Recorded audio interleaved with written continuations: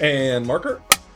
So, dudes, it is your boy Bulletproof Gatsby back at it once again for our 5th annual year-end review for the year of 2025. Again, of course, this isn't our first rodeo, but still a couple disclaimers. I was not able to watch every single movie in 2025. Some of these videos or some of these reviews will have spoilers, and I'm not going to talk about them all the same. Some things I'll only have a couple things to say, and some things I'll definitely be going a lot more in depth on. But I think that's all I really wanted to say, besides thank you for clicking on one of my YouTube videos. I really appreciate you. And cheers, chat.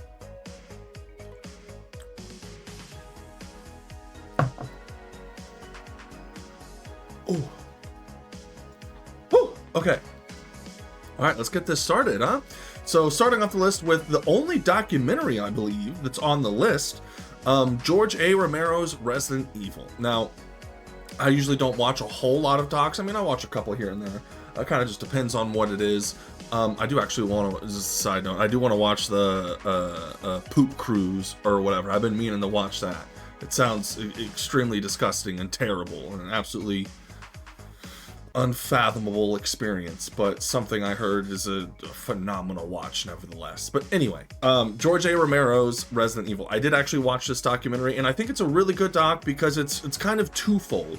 Half of it is a George Romero documentary, and half of it is a Resident Evil documentary, really. And it kind of goes over the years of how much George Romero actually did want to make Resident Evil, because he started doing with a Japanese Resident Evil 2 trailer. He actually directed that and showed interest, and he had written scripts and he had done all this stuff, and then only for it to inevitably lead to Paul W.S. Anderson being signed on and actually going forward and making the Resident Evil movie, the Resident Evil film, which then spawned all of the sequels. But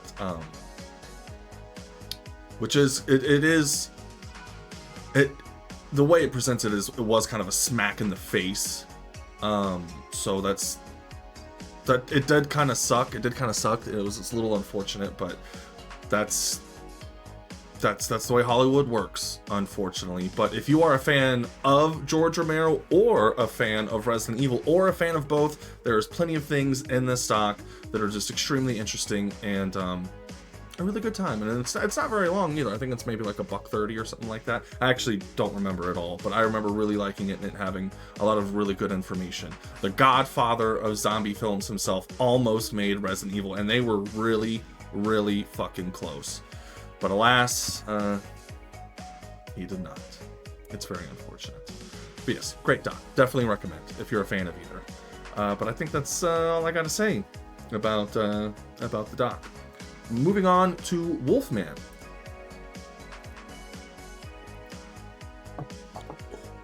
So Wolfman, this movie got a lot of flack just in general, and it didn't do great at the box office either, which is really unfortunate, because after watching it, I love Julia Garner.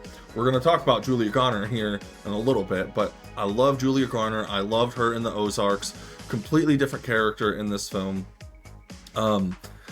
A lot of people really dog on the design of the wolf. Now, spoilers, of course, for, whatever. But the design of the wolf itself, when it's at its end, I actually like. What people saw a screenshot of, because the screenshot got leaked early, a still from production, and he's still kind of in the metamorphosis, like in between, like turning from human into werewolf. And I'll admit, even when I saw it, I'm like, that looks fucking stupid. You know what I mean? Like, that looks stupid. But in the context of the film, it actually does make sense, because it is a slow, gradual progression. He gets bit at night, and I believe by morning. It's been a minute since I've seen a lot of these films, so I'm a little rusty, but it kind of happens like overnight. And not only do you see the progression of him physically, you also see, which I think is a really good idea, is you see it from his point of view, because like there's a scene where his Julia Garner's talking, and then it almost goes to like Charlie Brown type shit, and it's just like wah wah wah wah wah wah wah wah, and you're like, well, what the fuck's going on? And you start to realize that he's not being able to understand. He's like going through waves, like he can't even understand what his wife is saying. And there's like a purple tint to his vision, which I actually thought was really creative. Of course, this film was made by Leigh Whannell, the writer or producer of the Saw films, or at least the first one. And he was also in the Insidious movies, and he also made The Invisible Man. All good films. So I actually really like this movie. I don't think it was the great. I still think the Benicio del Toro Wolfman is probably my favorite Wolfman movie, but I still think that there's a lot of really good tension and a lot of good scares and a lot of good jump scares as well in the Wolfman. There's the shot where they're initially running away from the wolf, and you see them run up to the door, and you see Julia Garner trying to like unlock the fucking door, and you just see over her, like the camera pans a little bit, you see over her shoulder, and you just see that fucking Wolfman fucking running, dude. And it's like that shot was beautiful. Granted, it is still a horror movie, so there are decisions that are made that are absolutely fucking stupid. And that's just kind of horror movies. You kind of, sometimes movies are really good about that, about characters not being stupid, but there are a couple times I'm like, I don't know what the fuck you're doing. It is a little annoying, but in horror movies specifically, I kind of give it a pass, because it's like, the plot sort of needs this to happen and happen in this way, or we don't have a movie here. And it's like, it's unfortunately the nature of the beast. I guess no pun intended. But yeah, I actually dug the Wolfman. I think it gets a lot more hate than it deserves, and a very underrated film. And if you're a fan of spooky movies, I think you should give it a watch. Also, of course, there's still like a Wolfman fight at the end, and then you come to find out that the Wolfman, because I guess the plot is they inherit this house, his father's house, because his father dies, or they think he's dead, he goes missing. And they go to this house, and lo and behold, the Wolfman that's terrorizing them the whole film is his father. So, nice little, whatever. I liked it. I think it's good, and I'll probably watch it again. But I don't know, which I know this is a big thing for you guys, is someone that is very selective on the Blu-rays that I buy. I don't know if I would buy it on Blu-ray. So, take that with what you will. It is on Peacock, I believe. But I think that's all I have to say about Wolfman.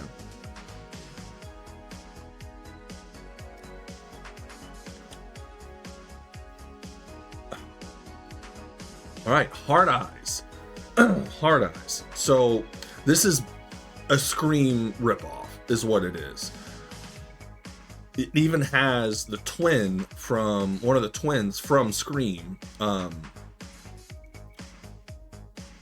Cuba Gooding Jr.'s son, something Gooding. It's Cuba Gooding Jr., so I can't call him Cuba Jr. because Cuba's already a junior. But yeah, it already has his son in it that's from Scream, Mason Gooding. There you go. So it has Mason Gooding in it, who I love, dude. Mason Gooding's fucking great. He's great in the Scream movies. He's great in this as well. Our protagonist, who unfortunately I can't remember her name, right off the bat, man. I mean, she's an ambitious woman. She is part of a, what is it? Not production, what am I thinking? An advertising business. So, she's a very ambitious woman. You're like, okay, let's see what you got. And then, of course, Mason Gooding comes in. He's the new hot shot or whatever that's going to come and save their campaign, so to speak. And that's how they get together and get entangled, because they go to meet after work one day, right? The problem is, and then chaos ensues after that. So the problem is, your main character, I'm sorry, I cannot remember her name, but the protagonist, it is said that she's really pissed off that her ex is with another woman. And maybe her ex is getting married, or maybe they're just together. I can't remember. But she's like really upset by that. But then right in the beginning, you also find out that she broke up with her ex. So she broke up with her ex and is mad that her ex has moved on. A reveal like that should have been saved for the end of the film, because as soon as that was said and mentioned in the first quarter of the film, I'm immediately like, well, you're a shitty person. I don't like that. It's really hard for me as this movie progresses to like you, because what you're describing is shitty. And don't get me wrong. I mean, let's not talk about, relationships or anything like that, but it's like, I don't know. It made it very difficult for me to root for this character in any way whatsoever. It honestly made me start rooting for Mason Gooding, which I mean, I guess you're supposed to do anyway, but maybe not, because like I said, he's supposed to come in and be like a piece of shit hotshot, but he's a great guy. He's a great guy all around. So the movie progresses. You have some phenomenal kills in it. But yeah, I just remember that. That's the thing I remember the most, is being like, I really don't like that. Kind of set it off for me. I really don't like this character. But I guess technically that propels the end of the film to where you find out Hard Eyes was going to kill her ex, but then she saw her kiss Mason Gooding, which was just to make her ex jealous, which is something else that's really fucking shitty. But that's the reason Hard Eyes went after them instead. So I guess maybe it's like, yeah, that is kind of a shitty thing that you did, and I don't want to say it's because of that. I mean, it's because of the kiss, but like, I don't know if the film is trying to say that's her comeuppance for being shitty like that. But usually you want to have a shitty reveal at the end of the movie, like Q3, Q4 of the film. Third act type shit. That's when you want to reveal, actually, this character that you already like, that you've already been rooting for this whole time, is kind of more shisty than you thought. Then it makes you like, put things in retrospective. But this movie doesn't do that. It does it right at the beginning. And yeah, I didn't like it. But it is a great Valentine's Day movie. Of course, Hard Eyes is based around Valentine's Day. Excuse me. And when it comes to being a Scream clone, that's exactly what it is. It's not really ashamed of it, and I still think it is a fun movie. So if you're a Scream fan, get your old lady, get your old man, Valentine's Day, some popcorn, some Valentine's Day candy, and watch an entertaining spooky movie. And kind of think that's all I have to say about Hard Eyes.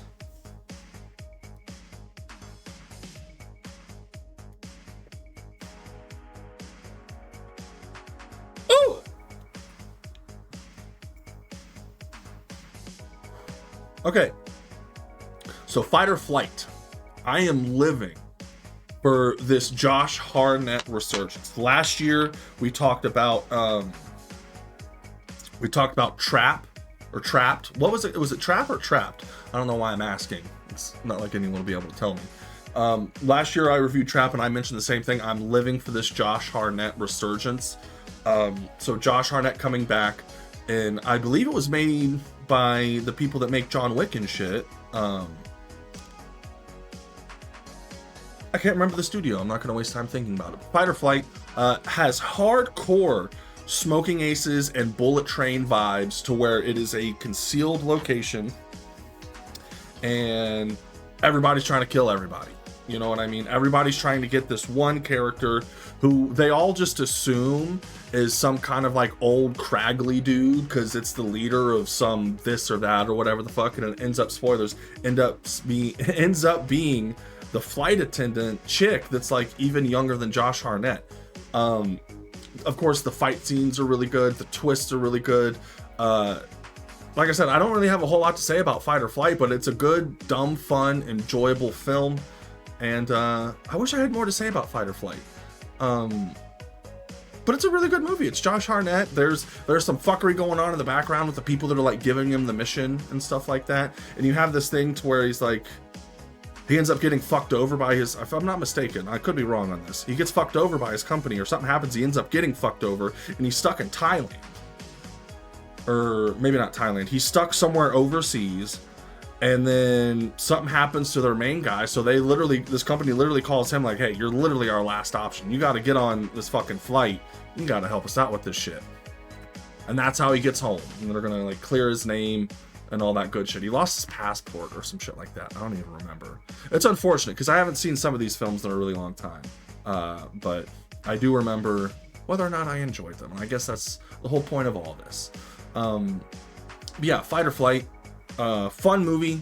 Fun, dumb, fun, action, you know, blood guts, stuff like that. I really enjoyed Fight or Flight. I might buy it on Blu-ray. I haven't yet, but I might. Unfortunately, like I said, I do remember really enjoying this film. I wish I had more to say about it, but it's good. It's good. So, cheers to Fight or Flight, and cheers to the Josh Hartnett resurgence. Much love.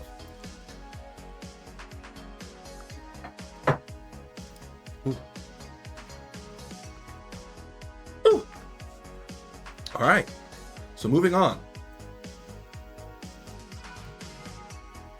Moving on to Companion.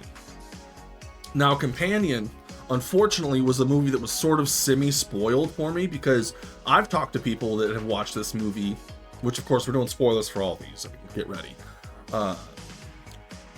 I knew that the main woman was a robot. I knew that. Now, granted, the way the trailers and stuff like frame it or whatever, it makes it seem like she's the bad guy in this film, and she's not. She's the protagonist in this film. So I had already known that she was a robot, and I guess that they do play it off as like a reveal, like a little bit into the film. But even knowing that, I was still really able to enjoy this film. Of course, it has I'm not sure of the protagonist's name, but it also has Jack Quaid, who Jack Quaid is a conundrum for me because Jack Quaid is either the sweetest sweet boy you've ever met in your life, or the shittiest, most dog shit piece of fucking. And he plays them both so well. I'm really living for Jack Quaid right now because he either plays goody two shoes or the exact opposite, fucking piece of shit scum of the earth. And like those are the only two, like none of his characters that he plays are like morally gray or anything like that. It's either this end of the spectrum or this end of the spectrum. I don't hate it. I'm just saying it's one of those, and he does fucking great at both of them. So yeah.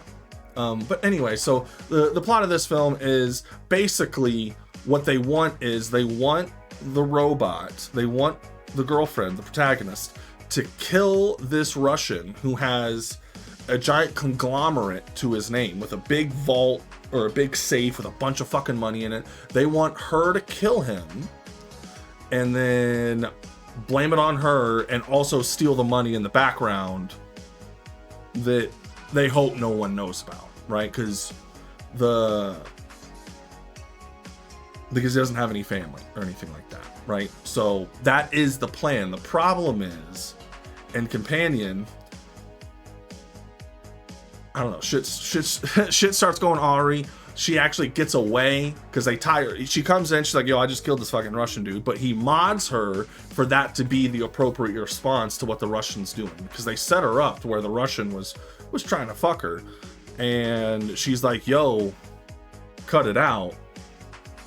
And I guess on first watch, if you don't know that she's a robot, it plays a lot creepier.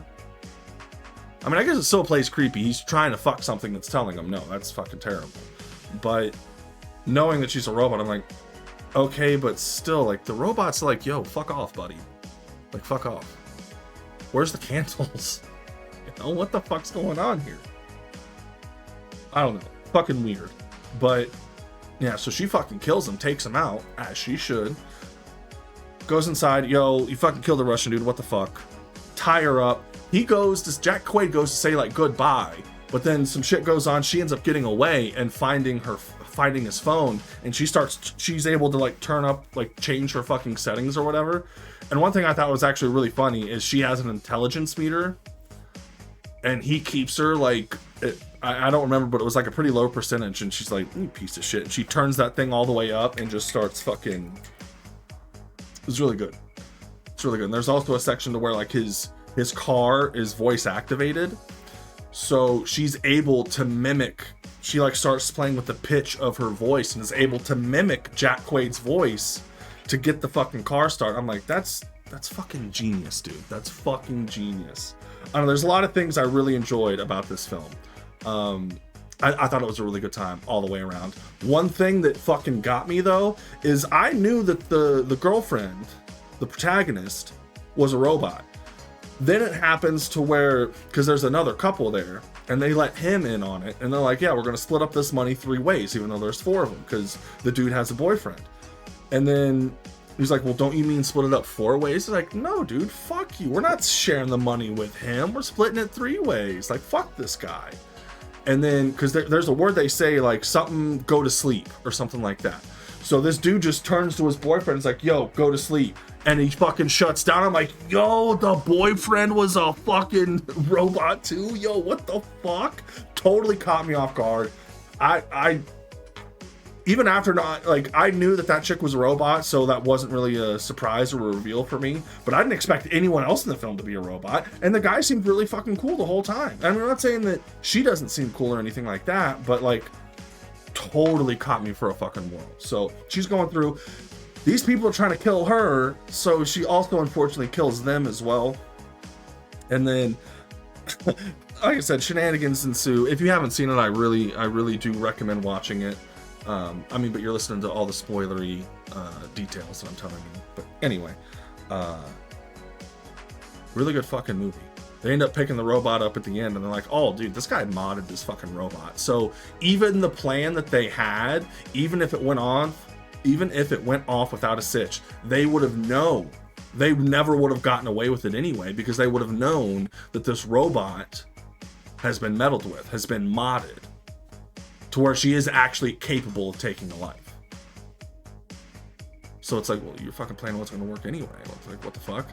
Like, if they're able to know something like that, then yeah, you're fucked. But anyway, Companion, really good fucking movie. It had me going. Like I said, the robot, she's really fucking clever, especially when she turns up her intelligence. She starts snappy, man. I'm really fucking digging it. I was really fucking digging it. But yeah, that's something I definitely recommend. But that is all I have to say about Companion.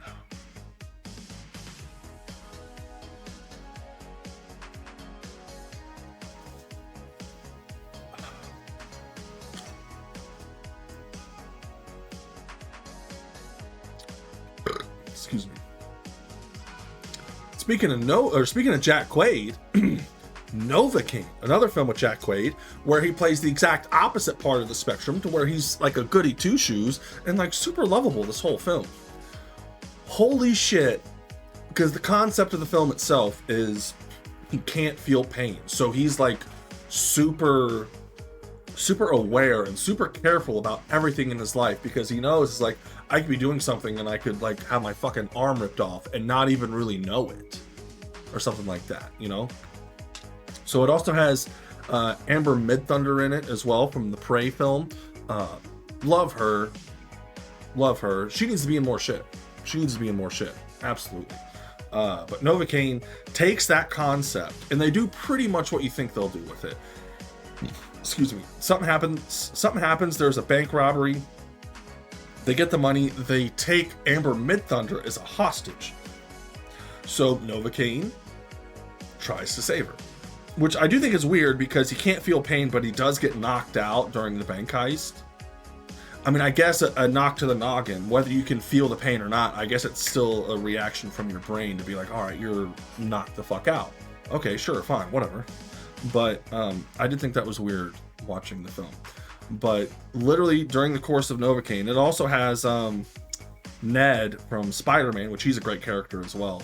You have him going through doing all these different crazy set pieces where he's fighting people, and he's not even a great fighter, and they're fucking him up, but it doesn't matter because he can just charge right through it. And there's even a scene, oh god, it fucks me up, where there's a gun in an air fryer, not an air fryer, a regular fryer, and he like reaches in and grabs the gun and his hand's all fucked up and he starts shooting it. But listen, I'm no gun expert, but when that gun fell into the fryer, wouldn't that just make the fucking gun just start, like the heat from the fryer just make all the bullets go off? Right? I don't know. Maybe not. Like I said, I'm no gun expert, but like heat is what causes the bullets, like the little firing of the pin. Well, I guess maybe not. Maybe not.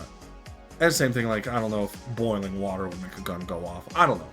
That's not important. I guess it's the ignition, technically, not the heat. Anyway, I'm not dying on this hill. That's not the point. Anyway, by the time this film ends, he gets so fucked up that you're just like, ugh.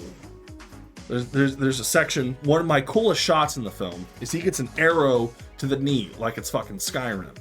And he ends up getting a guy's head in between like his knees and jams the fucking arrow through one leg out through the other with the dude's head in between his legs. Like, I'm like, yo.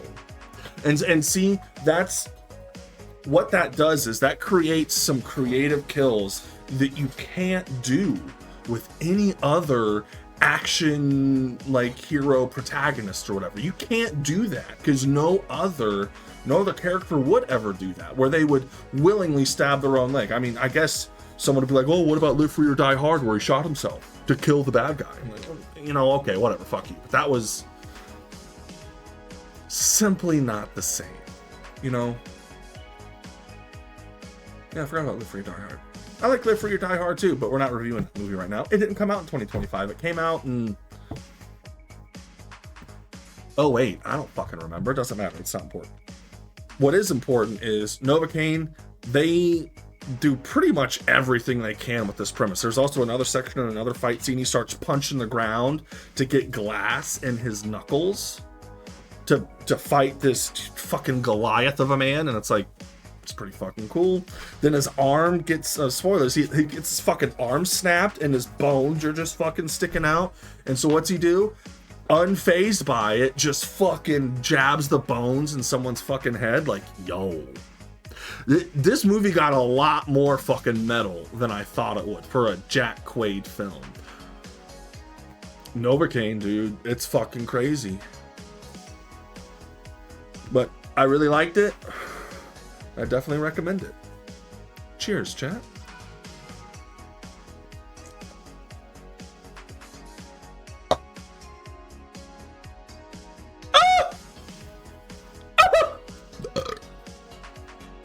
All right. Moving on to Drop. So, Drop, the context of the film is it's a single mother who hasn't been on a date in a while, and she's like really nervous about going on a date. So she finally does relinquish and go on a date, has her sister watch her kid, and she goes out to date with this really charming guy, actually. And then all of a sudden she starts getting text messages basically where she needs to sabotage this dude, and basically it comes down to the micro SD or whatever in his camera. So this is like phone booth, or what was that movie with dude from the Kingsman, Taron Egerton,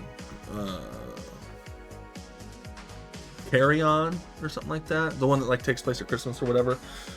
These films are, and like Red Eye as well, I really enjoy these films where we watch a character be in a fucking crazy situation and we get to watch this mother basically just try and form a bunch of different ideas, like, of what the fuck am I gonna do, because I don't want to do what this person is suggesting.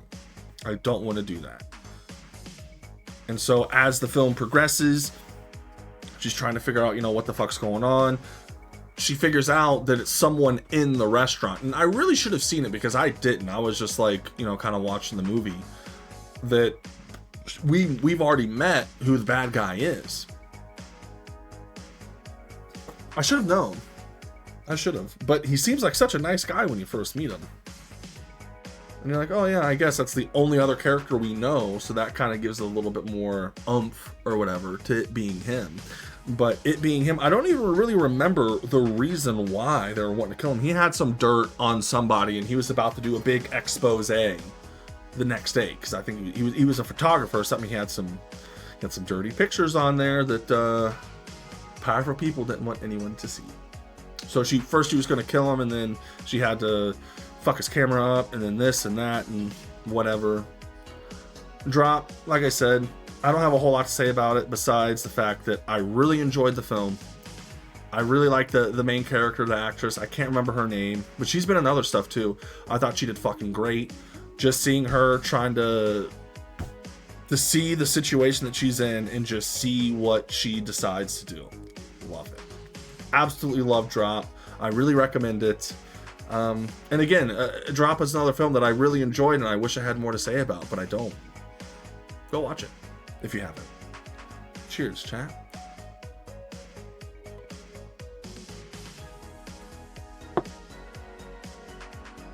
All right, moving on. Moving on to In the Lost Lands, which will be the first movie of this list, which is a pretty decent sized list. It's one of the bigger lists that we've had. Out of the 5 ones that we've done, this might be is this the biggest list? I don't remember. I think we have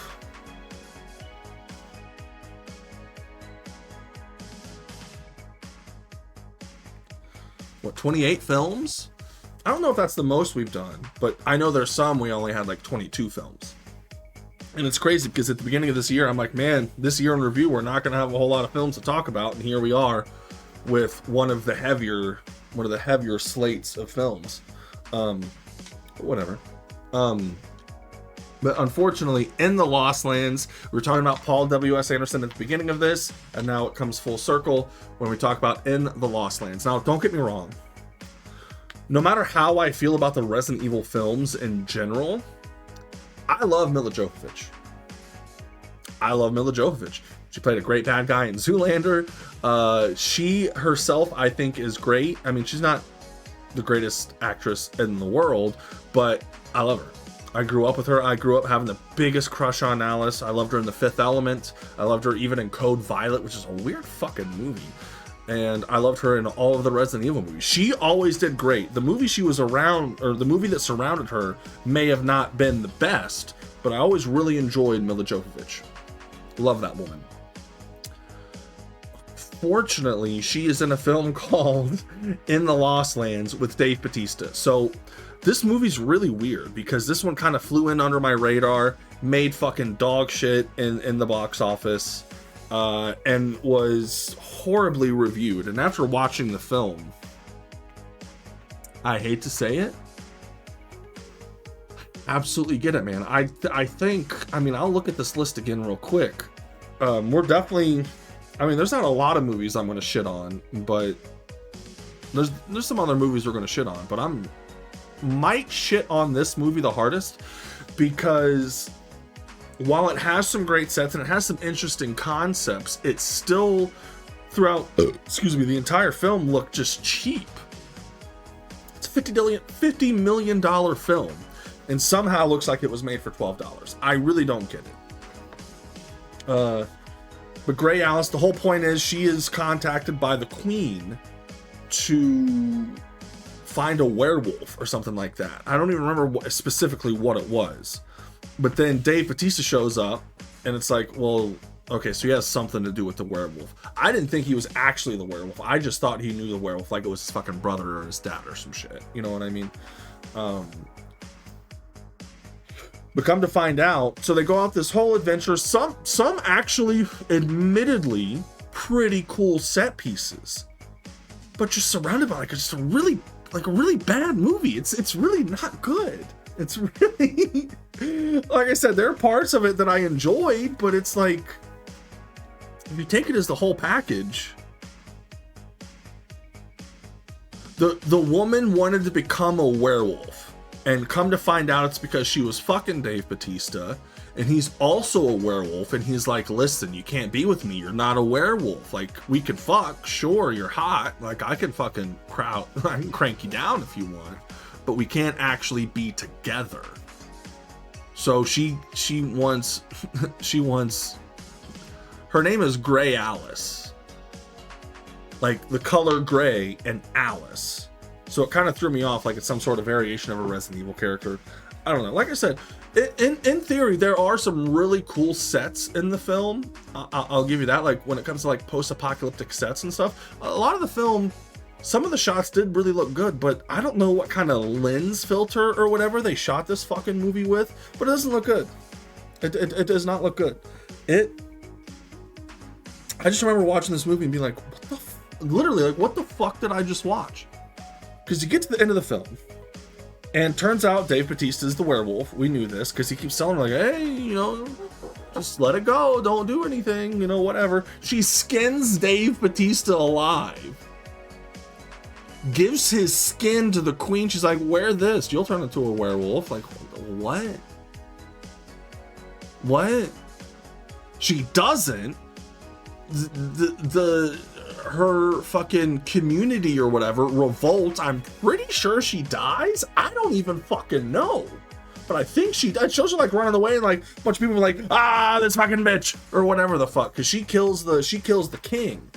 So I think they kill her. I don't even know. There's a full-on fucking revolt happening. She doesn't use the skin, and then Mila Jovovich takes the skin back and revives Dave Bautista. Like they have some kind of something going on, but it doesn't really feel like that. It doesn't feel like they don't really have really good chemistry throughout the film to be like, well, maybe they be fucking. Because you already know he's fucking the queen. And then she brings them back and it's like, but why?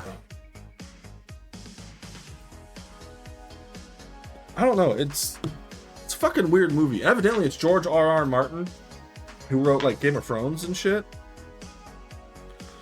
You'd never be able to tell, because at least the adaptation of this, I don't know. I'm sure the book, this is one of the instances where someone's like, oh, the book's way better, that I just immediately, which is this rarely happens, I immediately go, yeah, I believe that.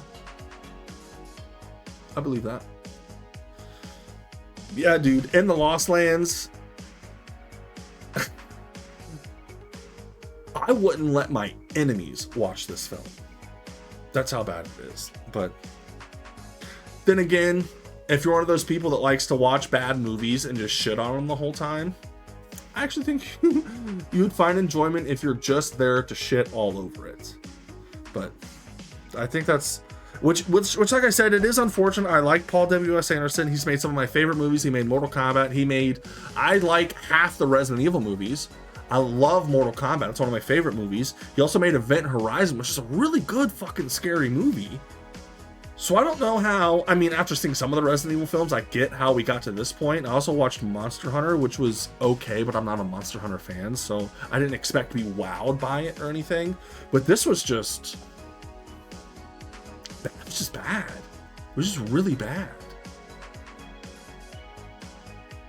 It's like, I can't remember how long it is, close to 2 hours. It feels like it. I'm like, how fucking close are we? I'll give the film credit. The coolest thing is they have like a 3D map that shows the progression of their travels. Visually, I did like that. And like I said, there are some action set pieces where I'm like, okay, good action set piece. It's not all 100% bad, but you take the sum of all its parts and you're like, in the Lost Lands, like, you guys got lost in shit, man. I don't know what the fuck's going on, dude. This is something. Anyway, I'm not going to shit on this movie anymore. Like I said, I love Mila Jovovich. I love Paul W.S. Anderson. I do like Bautista as an actor as well, but I don't know what the fuck happened, but it wasn't good. But I'm not going to shit on this movie anymore. That's all I have to say.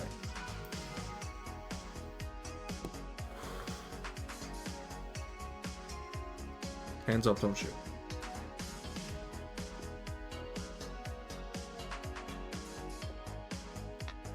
All right, so moving on to Death of a Unicorn. Now, Death of a Unicorn is one of those movies that unfortunately also did very poorly in the box office. And while I enjoyed the film, I can kind of see why, because it's not a great film. I do love Paul Rudd. I do love Jenna Ortega, of course. Like, she's great in the Scream movies. And I want to say Anthony Carrigan. I don't know if that's his name, but he was Victor Zsasz in Gotham. And he was also in Twisted Metal Season 2, where he plays Calypso, and he does fucking great. So there's 3 actors in this film right away that I love. It also has, actually, I do love a lot of the cast, because you also have Will Poulter as the shitty son. You have T. Leone as the mom, who's also shitty. And you have Richard E. Grant, who's the father of this all. The plot of this film is, dude takes his daughter out to go see his boss, and they live in a wildlife retreat, and he's trying to get this big thing, and it'll make him a bunch of money. And he believes, since the mother died, since his wife and Jenna Ortega's mom died, that him getting this new position will be the answer to them finally being able to be happy again. Of course, Jenna Ortega, she plays it great. The shitty teenager that's just so over all of this plays it to a T. So they end up hitting a fucking unicorn on the way in. They just put it in the back of the fucking car. Just leave it on the side of the road. Like, what are you doing? But blood gets splattered on her face. And I do like this aspect of the film, because it's a nice tell of what the fuck's going to happen. Is Jenna Ortega has, like, not even really bad acne or anything like that, but she has acne on her face. And then, because the unicorn blood splattered on her face, her acne goes away. So then, of course, this old man, Richard E. Grant, who's knocking on death's door, finds this out, starts trying to, like, utilize this unicorn, use its horn, use its blood or whatever, and it actually does work. That ends up revitalizing him to where he's still an old man, but it's just regular Richard E. Grant. He's not fucking old and withered and, like, all punched over in his fucking wheelchair or whatever like that. So I thought conceptually, I'm like, okay, I like that. I get what you're doing, though. And then, of course, Mommy and Daddy Unicorn show up, and let's just say shit goes really bad for the humans. Of course, you have some really inventive fucking kills in this movie. I remember laughing a little bit, but I wouldn't call it a horror comedy. I guess that maybe that's what it's supposed to be, but I didn't find it super funny or anything like that, and I didn't really find it scary either. But it did have really cool kills. There's one where chick gets ripped in half, fucking Jurassic Park style. You also have, because it's a unicorn, Richard E. Grant, spoilers, is like trying to talk to this fucking unicorn or whatever, and he goes to fuck with it, fucking jabs him right in the fucking head. And the shot, it's a really cool fucking kill of it, like, fucking, you're like, yo, it's a really good kill, really good fucking kill. I did really enjoy that. But overall, it's a movie I enjoyed, but I don't think it's great, unfortunately, by any means. But it is good. I do like it. I don't want to shit on it at all, because, like I said, I do enjoy it. I enjoy all the actors that are in it, all the actors and actresses that are in it. But it's an okay movie. It's good. It's good. I don't really have many negative things to say about it, besides I wasn't, like, super pumped for it or anything. Like I said, when Richard E. Grant gets his fucking head stabbed or whatever, I'm like, yo, that's a cool fucking kill. And then, like I said, I don't want to say it's meh, because it's not meh. It's good. It's worth a watch. It's worth a watch. If you like any of those actors or actresses that I mentioned, check it out. But yeah, I don't think it was really funny. It wasn't really scary, and there's some heartfelt moments that just really didn't land for me. So I'm not saying it failed in all the things that it did. Maybe it'll work better on other people, but for me, it just wasn't. If those 3 notes are notes that they were trying to hit,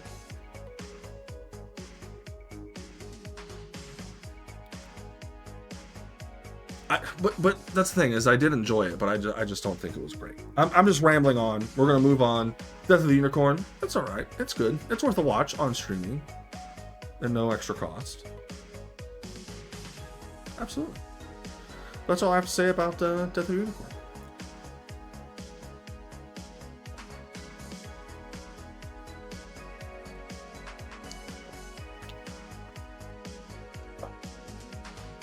All right, Sinners. Man, Sinners is fucking something else, dude.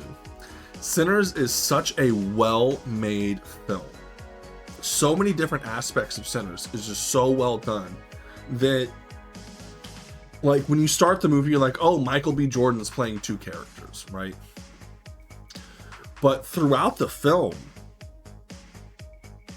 Michael B. Jordan is playing two, I mean, they're similar in some ways, but characterization-wise, two very distinct fucking characters in this film, to where, like, unfortunately, like, when it comes to, like, CG and stuff like that, when it comes to two people playing by the same actor on screen, I'm able to kind of have a suspension of disbelief. Like, you guys know this, I really like The Flash.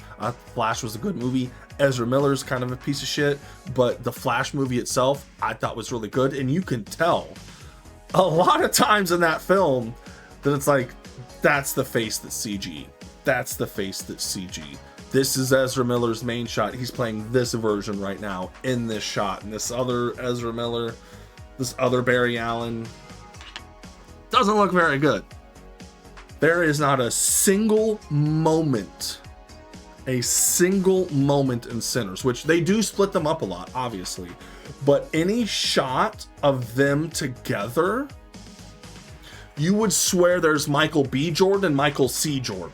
You would swear to it. The effects in this film are like, just that alone is so fucking impressive.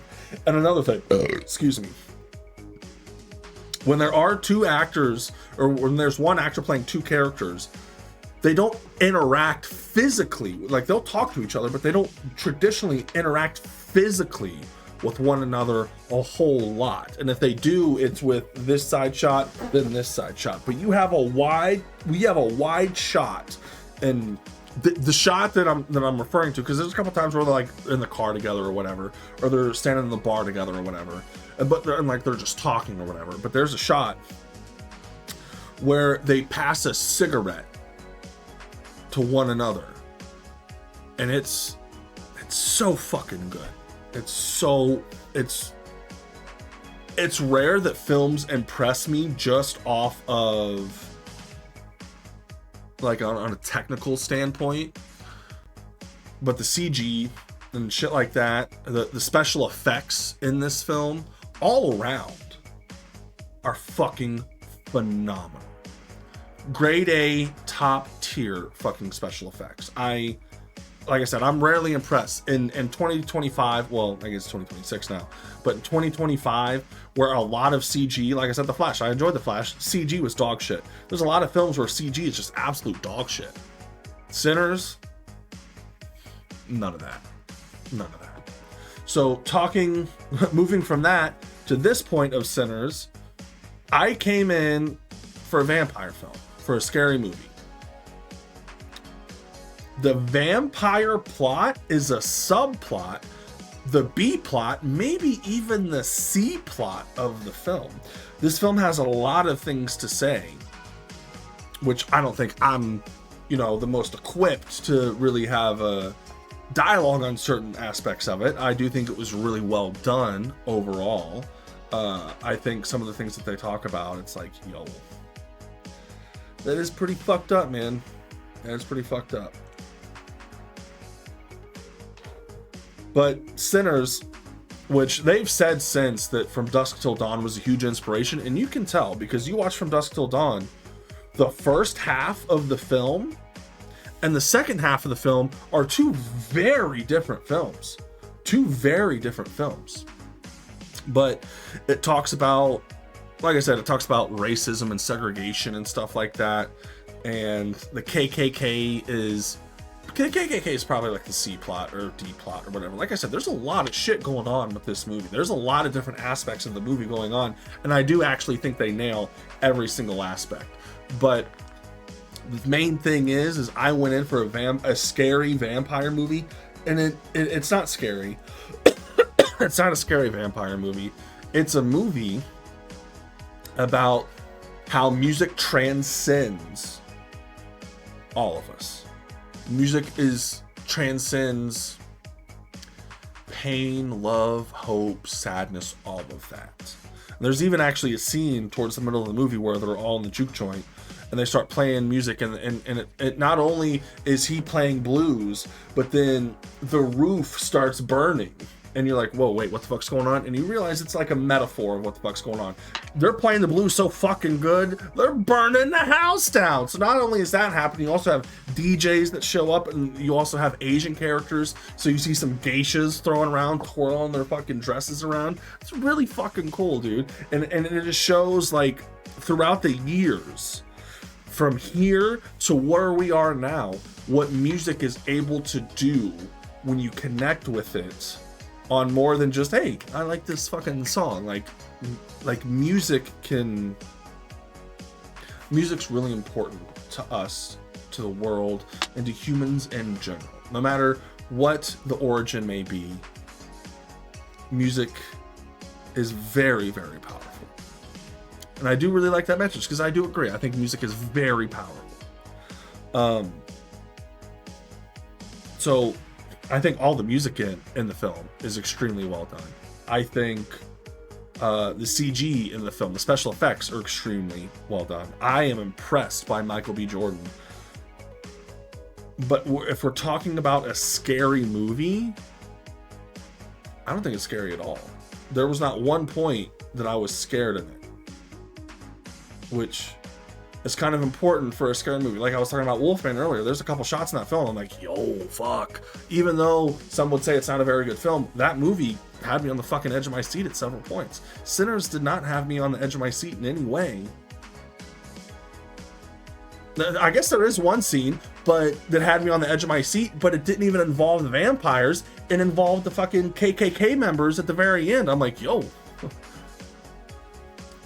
were vampires really the bad guys all the time? Because the vampire's whole point, because he's Irish, is like, you know, the Americans, they fucked me over too, dude.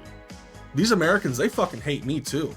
And you also have the Asian couple like, yo, dude, these Americans, these fucking white dudes, fucking hate me too, you know? So like, we're kind of all in this shit together. And so that was kind of like the connecting barrier with the Irish vampire, because evidently the Irish were also treated really fucking badly when they initially immigrated. And what he wanted, granted he wanted to turn everybody into vampires, but his whole thing was, let's have unity. Let's make our own clan. That doesn't sound great. That doesn't sound right, but you get what I'm saying. Let's make our own family to where we can all be together, right? So even though he's assimilating via vampirism, it was still just a message of unity. To where the final fight of the film is with KKK members that show up once the sunlight hits to kill the fucking smokestack twins. And then of course, because they went into the military, because they worked for Al Capone, Michael B. Jordan's fucking ready. He comes out with a fucking Tommy gun. He's like, and it's like, holy shit. That honestly, that's the only time I really felt tense that whole film, which is unfortunate because it's like, it's a vampire movie, but it wasn't like, I was more scared of the KKK than the vampires in the movie, you know? I don't know, it's wild. Like I said, great fucking movie, great film. They haven't announced the Oscars yet. Sometimes in this film, or sometimes when I do these years in review, the Oscars have been announced. Some of them, the Oscars have happened, and don't get me wrong, there are some years that, like, in retrospect, I feel differently about some films. I'm like, yo, this film should have got Oscars, man, or this film was great, or I hated this film, or whatever. Everything. There are films in retrospect that I said I fucking hated that I actually kind of softened on, and there's movies that I said that I absolutely fucking love that maybe not even love, but like really respected, that I'm like, I mean, it's good. It's good. I don't see this being one of those films. Like I said, there's so many aspects of this film that absolutely impress me. It better get something, man. If it doesn't get nominated, I will consider it a snub. It needs to be nominated for music. Special effects, just because there's two Michael B. Jordans. Michael B. and Michael C. Jordan. If it doesn't get special effects and music, at least, I think Michael B. Jordan deserves at least a nomination for actor. And it also gave us Haley Steinfeld saying some wild shit that is burned into my memory. But Sinners, that's pretty much all I have to say about Sinners. Great fucking film. It's a scary movie about vampires that has a lot more to say than just the occult of vampires itself. There's a lot more going on in that film, and I think it hits the nail on the head with just about everything it tries to do. What more can you want from a film? Like I said, it wasn't scary, but I still really fucking enjoyed it. I will buy that on Blu-ray. I think that's all I have to say about Chinners. Chinners. I think that's all I have to say about Sinners. Cheers, chat. Got a little tongue-tied right there. Again, I didn't say this at the intro, but we're not editing this fucking thing. This is just one stream of consciousness. We're just going down this fucking list. Cheers.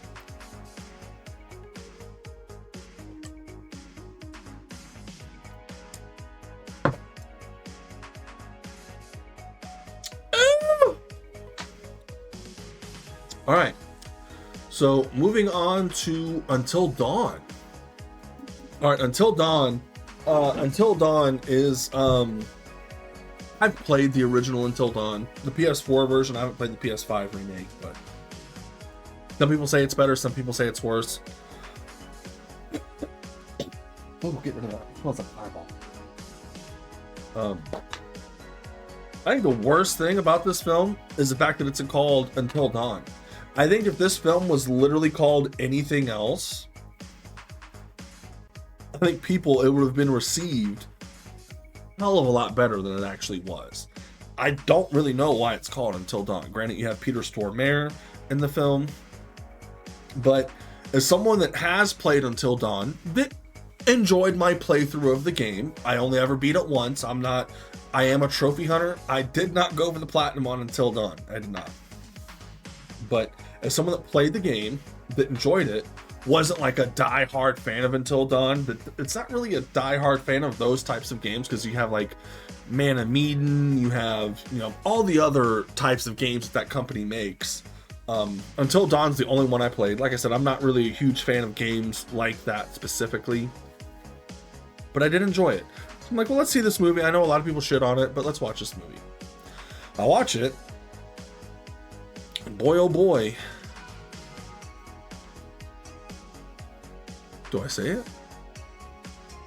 I actually really like this movie. I mean, expectation of a film before you watch it has a lot to do with how you actually feel about the film. But just saying, I actually really enjoyed this movie. Not only did you have some really inventive kills in this film, I'm also like a time fuckery fan of stuff like that, so the fact they just keep resetting the day, excuse me, and that, like, they end up finding out because they sign into this book, they realize they only have a finite amount of times before they just end up going crazy and just being lost to the world. Really fucking like that. Really fucking good, dude. Like I said, I just really enjoy movies like that. I enjoy Edge of Tomorrow, Happy Death Day,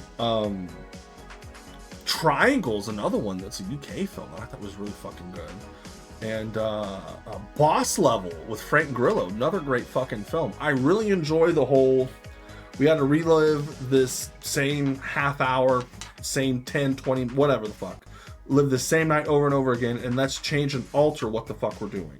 Now, there is one aspect, because they end up finding a camera, right? And the camera has footage of a bunch of other times that they died. The point is, they've been there so long, they've forgotten what all the fuck even happened to them. So they find this camera, and it shows a bunch of different kills, a bunch of different times that they got killed. I did think, man, it would have been really cool to like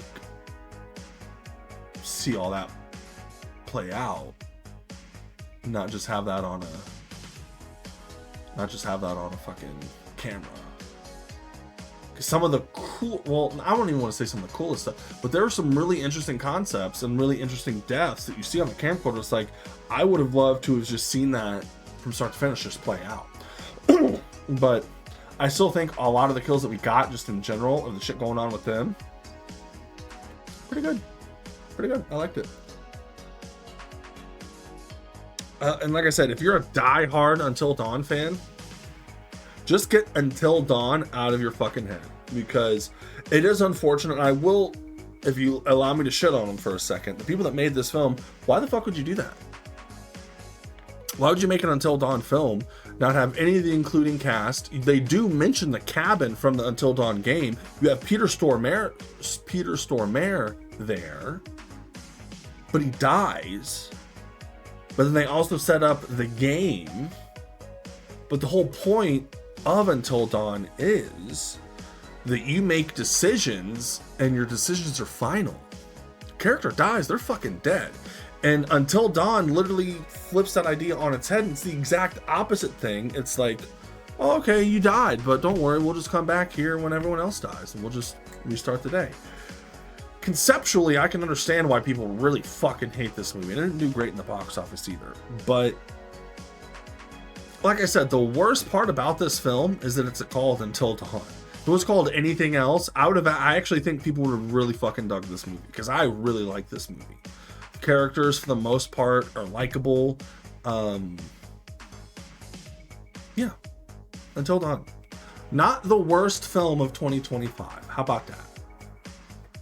It's definitely not the best, but it's definitely not the worst film in 2025. And let's cheers to that. Cheers, chat.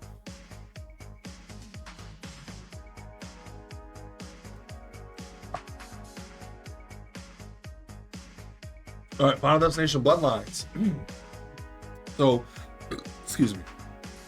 As someone that has seen all of the Final Destination movies, obviously when this movie was announced, I was happy yet skeptical, because there are, honestly, I'd say three Final Destination movies that I really fucking dig. 4 wasn't great. 5 wasn't great. 6 wasn't great. 6 did at least, I think it's 6.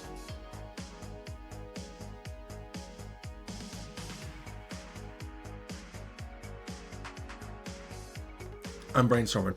One of them, excuse me, introduces the concept that if you are on death's list and you kill someone, you take their time. You guys switch. Death's like, death is a specter or whatever, is like, okay, this person took your spot, you killed them, you get the remaining time that they had. That actually, conceptually, in the context of Final Destination, I think is actually a really cool storyline. I don't think the rest of the film was very good. But we're not talking about those films. What the fuck am I doing? We're not talking about those films. We're talking about Final Destination, which, like I said, also references that if you kill someone, you may get their time. And you actually have a scene in the film where they mention this, and you see the character look at a room full of newborn babies, and you're like, yo, this movie's not about to go there, is it? This movie's not about to go there, is it? Luckily they don't, because I would have been like, man, that's a bit much, even for Final Destination, if they fucking someone killed a fucking baby. Like, yo, like, settle down, big guy. Final Destination Bloodlines, Of course, not really connected to any of the other Final Destination films. You don't have to watch any of the other ones to be able to enjoy this. And I do think Final Destination Bloodlines, I think the introduction or whatever, the initial disaster, fucking great, dude. You have to set up a very specific scenario for me to cheer for a child to die. But there is a scene in this film, this little shitty little kid just fuck around and actually causes some of the shit. I mean, he didn't know it was going to cause all this, but inadvertently causes some of the shit to happen. But he's just a shitty little kid in general. And the shitty little kid gets away, and then all this shit happens. And you have the shitty little kid, he gets to the base and he's like, starts running away. He's like, he starts laughing. He's like, ha, I'm safe. The fucking piano just fucking smashes. And you have me. I don't think I stood up, but I literally leaned forward. I'm like, yeah. Yeah. That's crazy. That's crazy. It's crazy that happened. That you actually have me cheering for a child death. Final Destination Bloodlines was able to do it. But what can I really say about Final Destination Bloodlines? Besides the fact that it's a Final Destination movie, some crazy fucking kills. The thing that's different about this one is that it's not a bunch of strangers that know each other. It's a family. Like, it's a big family. Granted, some of them are estranged and some of them don't really get along like they used to. But it's a bunch of members of the same family. So each kill has much more impact than like, oh, this guy I met yesterday just died. That sucks. That's crazy. No, it's my cousin that I grew up with, my aunt, my uncle, my this or that I grew up with just fucking died. So it adds that extra layer of empathy on top of it. I'm not going to say Final Destination Bloodlines is my favorite because, like I said, the kills are great, and there's one scene where, like I said, spoilers, an MRI gets turned on past the point of being safe, and this guy's got all these piercings or whatever, and it rips his fucking nipple piercings out, and then you find out, because he's got a bunch of piercings anyway, then you find out that his cock his cock is also pierced, and it starts pulling him in by the cock. You had me, like, I didn't want to see the character die. I mean, it's a Final Destination movie, so I figured he would, but you had me fucking dying. You also, in pretty much the same scene, you have this kid that's allergic to peanuts, and like, all right, we're gonna feed you peanuts, you'll die, and then we'll resuscitate you. Like, we'll use your peanut allergy as, like, you know, whatever. So he takes the bite. It's like, oh my god. Takes a bite of a peanut butter, a fucking Reese's cup. Not Reese's, technically, they don't want to get sued, but of a peanut butter cup. And he's like, that's actually really fucking good. And he does, like, it takes a second, and they're like, wait, are you even allergic to peanuts? He is, because he starts fucking swelling up and it looks horrific. And that's when all the MRI shit starts happening. But anyway, the thing that bothers me about the film is you find out that the guy that's all pierced is an illegitimate child. He does not share the same father, so therefore he's not part of death's design. But you also have a segment in the film where you think he dies at work, where his like nose gets attached to something, he gets like pulled up into the fan, and you think he falls in the fire and dies. But to find out that it's not actually, which maybe because that happened, maybe he really is, and they're just not sure. Maybe the mom just had an affair, but it was still the dad's kid. I don't know what the suggestion is, but if he's really not part of the bloodline at all, then what the fuck was that? What the fuck was that? What are we doing here? You know, that in retrospect, because I've seen this movie multiple times, that did really fucking bum me out. I'm like, or it did really bother me. I'm like, so what? That was just happenstance that all this crazy Rube Goldberg shit happened to him at work just because? Okay, movie. Okay, settle down. But beyond that, because of all the context and everything that's going on, you do really feel bad for the characters that die, like I said, and you feel bad for the characters that survive as well. But some really creative deaths, really inventive deaths, and a fucking solid Final Destination film all the way around. Absolutely. And I actually do plan on buying all of the Final Destination collection. Even though I don't love all the films, 1, 2, and 3 are all really good, and I really fucking like Final Destination Bloodlines as well. So if there's a box set, which supposedly they're making another one as well, can't fucking wait. Cannot fucking wait. Like I said, all the characters really solid. You really care for them, really empathize with them. Not the best Final Destination film. What I put in the top 3? There's 6 or 7 films. I might put it in top 3. I might. I don't know though. I haven't really thought about it. It's not the point. Point is, good movie. Definitely recommend. There's a lot of deaths that hurt in that film. We're just gonna spoil it. That's what we're here for. It hurt to see our 2 main characters die at the very end. Just get fucking splattered by logs. Which I love that they keep bringing that back, the log truck. But this time it was a log train car. Fucking splatters them at the end. I'm like, oh fuck, man. I thought they got away. But that's Final Destination for you. Oh, also, one more thing to say. R.I.P. Tony Todd. It was his last film. Boy, oh boy. His speech, because not only was it a speech to the characters, you could take it as a speech for him in general. It's like, yo, I'm fucked up. I'm not going to make it much longer. Enjoy the time you have left. And that's what we're doing tonight, chat. That's what we're doing tonight. We are enjoying the time we have left. I am. I hope you are too. Much love. And that's a nice little bow on Final Destination Bloodlines. The tone.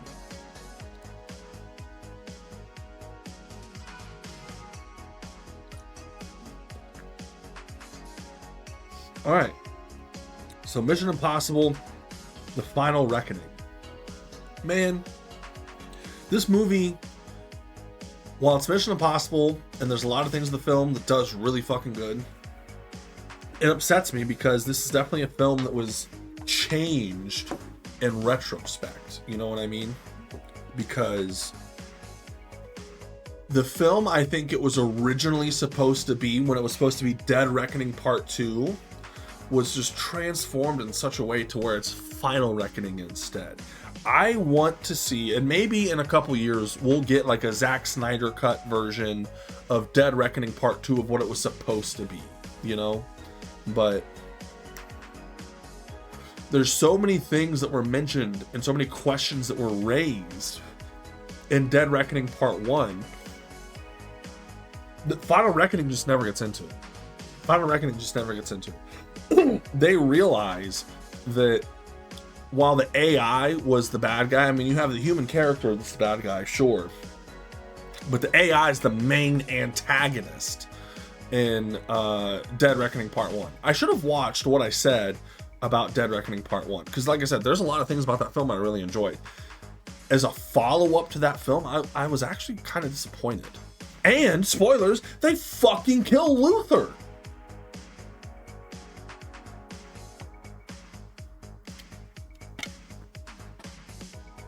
How dare you? How dare you? Fucking kill Luther? Are you joking? Luther, if I'm not mistaken, Luther has been in every single fucking Mission Impossible film. Granted, this is the Final Reckoning, supposed to be the last Mission Impossible.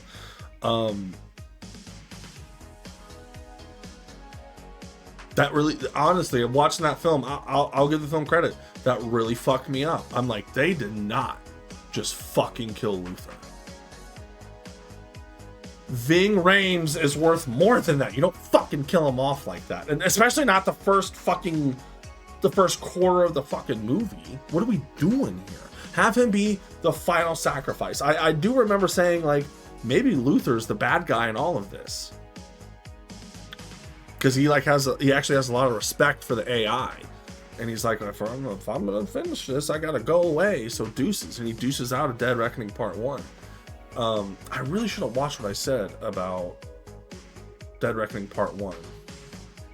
Because there's a lot of things that I'm sure I said that was like up in the air. It's like, well, let's see what Dead Reckoning Part 2 does.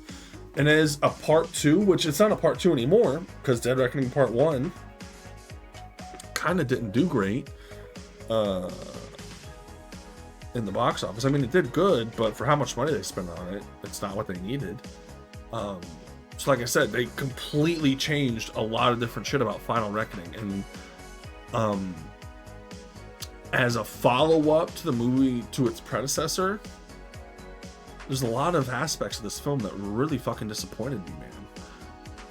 I can understand in a Hollywood brain, you're like, okay, Dead Reckoning Part 1 did not work. A lot of people did not see it. We can't release this as a Part 2 because we'll do even worse. They changed the name to Final Reckoning and changed a lot of the stuff.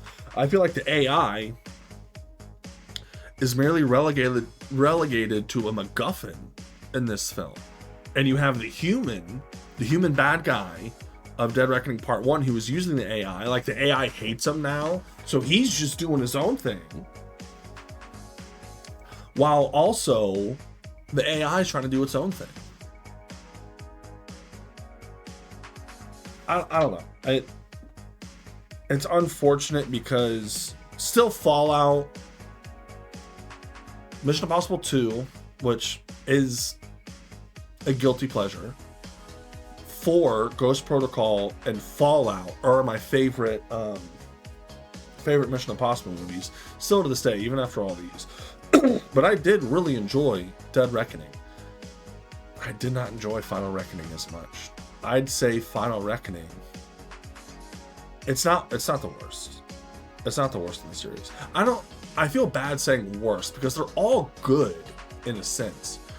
But I wish instead of Final Reckoning we got Dead Reckoning Part 2, because like I said, there's so many things that were mentioned, like the origin of Ethan Hunt. Like, the bad guy killed his girlfriend or whatever the fuck, and he framed him for it. And you find out that all these IMF agents were done dirty in some way, and that's why they joined IMF. And they do absolutely fuck all with that. Oh, you have the guy that was the security manager or whatever from Mission Impossible 1. That is cool. That is cool. What about additional context on how Ethan Hunt got started? Because they don't fucking talk about it. But again, it is Mission Impossible. Phenomenal fucking action scenes. I will say, the whole plan is that the AI wants to go to this bunker to where the AI can just get better and better and better for 1,000 years. It doesn't matter. There could be a nuclear holocaust. The AI will be safe in this bunker. And so they got to put like a kill switch on it to trap the AI into this little thumb drive, right? So basically when the AI comes in the thumb drive, before it goes into the bunker, it'll light up. And the reason they needed, which she does great as well. I almost said Haley Steinfeld. It's Haley something. Captain Carter. That's who it is. You have that moment of where she's just staring at this thing, and it's perfect that she was there because they need a really good pickpocket, right? They need someone that's quick, that's smooth. And so you have her just staring at this fucking USB, right? She's just staring at this USB, waiting for it to light up. And it's a really good shot. Admittedly, it's a really good shot. She's just staring at it. As soon as it lights up, she's like, I really fucking enjoyed that. I really fucking enjoyed that. As soon as that motherfucker lights up, she's like, really fucking good. I ain't even gonna lie. I thought they were gonna fucking kill Ethan Hunt. I thought they were gonna kill Ethan Hunt. Spoilers, he lives. So there could be another Final Destination, another Mission Impossible. But this one also didn't make as much money as they would have liked it to. So it's probably the end for Mission Impossible, unless they reboot it or do a continuation where it's him handing off the reins. And evidently there's something said about Glenn Powell could just maybe lead it one day. I don't know. Speaking of Glenn Powell, I didn't watch Running Man. I didn't want to watch Running Man. I didn't watch it. Like I said, we watched a lot of movies this year. We have a lot of movies to talk about. I couldn't see them all. Running Man's one of those that I wish I did see. But anyway, that's all I have to say about Mission Impossible Final Reckoning. A good film in its own right, but as a part two, like I said, it's not a part two anymore, but as a part two of Dead Reckoning Part 1, a lot of things they kind of left on the cutting room floor. And it's still a long fucking movie too, but that did upset me. That did really upset me. Like I said, maybe one day we'll get a Zack. I could use a snack right now. Maybe we'll get a Zack Snyder's Justice League version of Final Reckoning. I would enjoy that. But anyways, cheers, chat.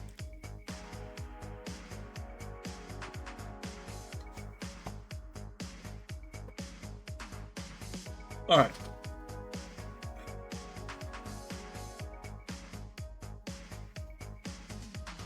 So moving on, Karate Kid Legends. Now, I've seen all the Karate Kid movies. I've seen the original trilogy, the one with Hilary Swank in it. And I fucking love Cobra Kai. Fucking love Cobra Kai. I think season 1 and 2, season 3, 4, and 5 kind of get they stretch the plot a little thin, but season 6, or is there 5 seasons? I can't remember.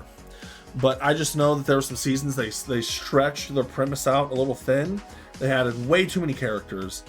But even at the beginning of the final season of Cobra Kai, it was still like out there. And then the last 5 episodes, they really fucking hone in on what Cobra Kai really is. Those last couple episodes of Cobra Kai. So of course, Karate Kid Legends, which takes place a couple years after the ending of Cobra Kai, I'm like, let's find out. While I did enjoy the movie, it is copy pasta of what we've seen in Cobra Kai and Karate Kid and the next Karate Kid, the one with Hilary Swank. It's, you have a character coming in, likes this person, gets bullied by the ex, chaos ensues. The problem is, well, let me give some benefits to it. What I do really like is it merges the Karate Kid reboot with Jackie Chan and Jaden Smith. It makes that canon to the rest of the world because the Hans and the Miyagis actually fucking are interconnected and go way the fuck back, right? So I did really fucking enjoy that. I really fucking enjoyed that. And I appreciated that. And just seeing Jackie Chan, I love Jackie Chan. I've seen so many Jackie Chan movies in my fucking life. You know, the Shanghai Noon, Shanghai Nights, fucking Rush Hour movies, like The Medallion, the fucking Tuxedo. Like, I fucking love Jackie Chan, you know? So to see him in something else and to see him be connected to the Karate Kid franchise, especially after everything we've seen at this point, absolutely fucking love that. Absolutely fucking love that.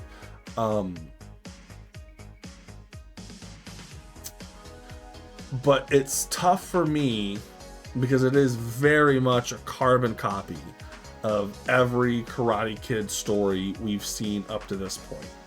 Like I said. One thing that is actually really interesting, though, is you have the girlfriend this time. Her dad's a pizzeria owner that's also a boxer. Excuse me.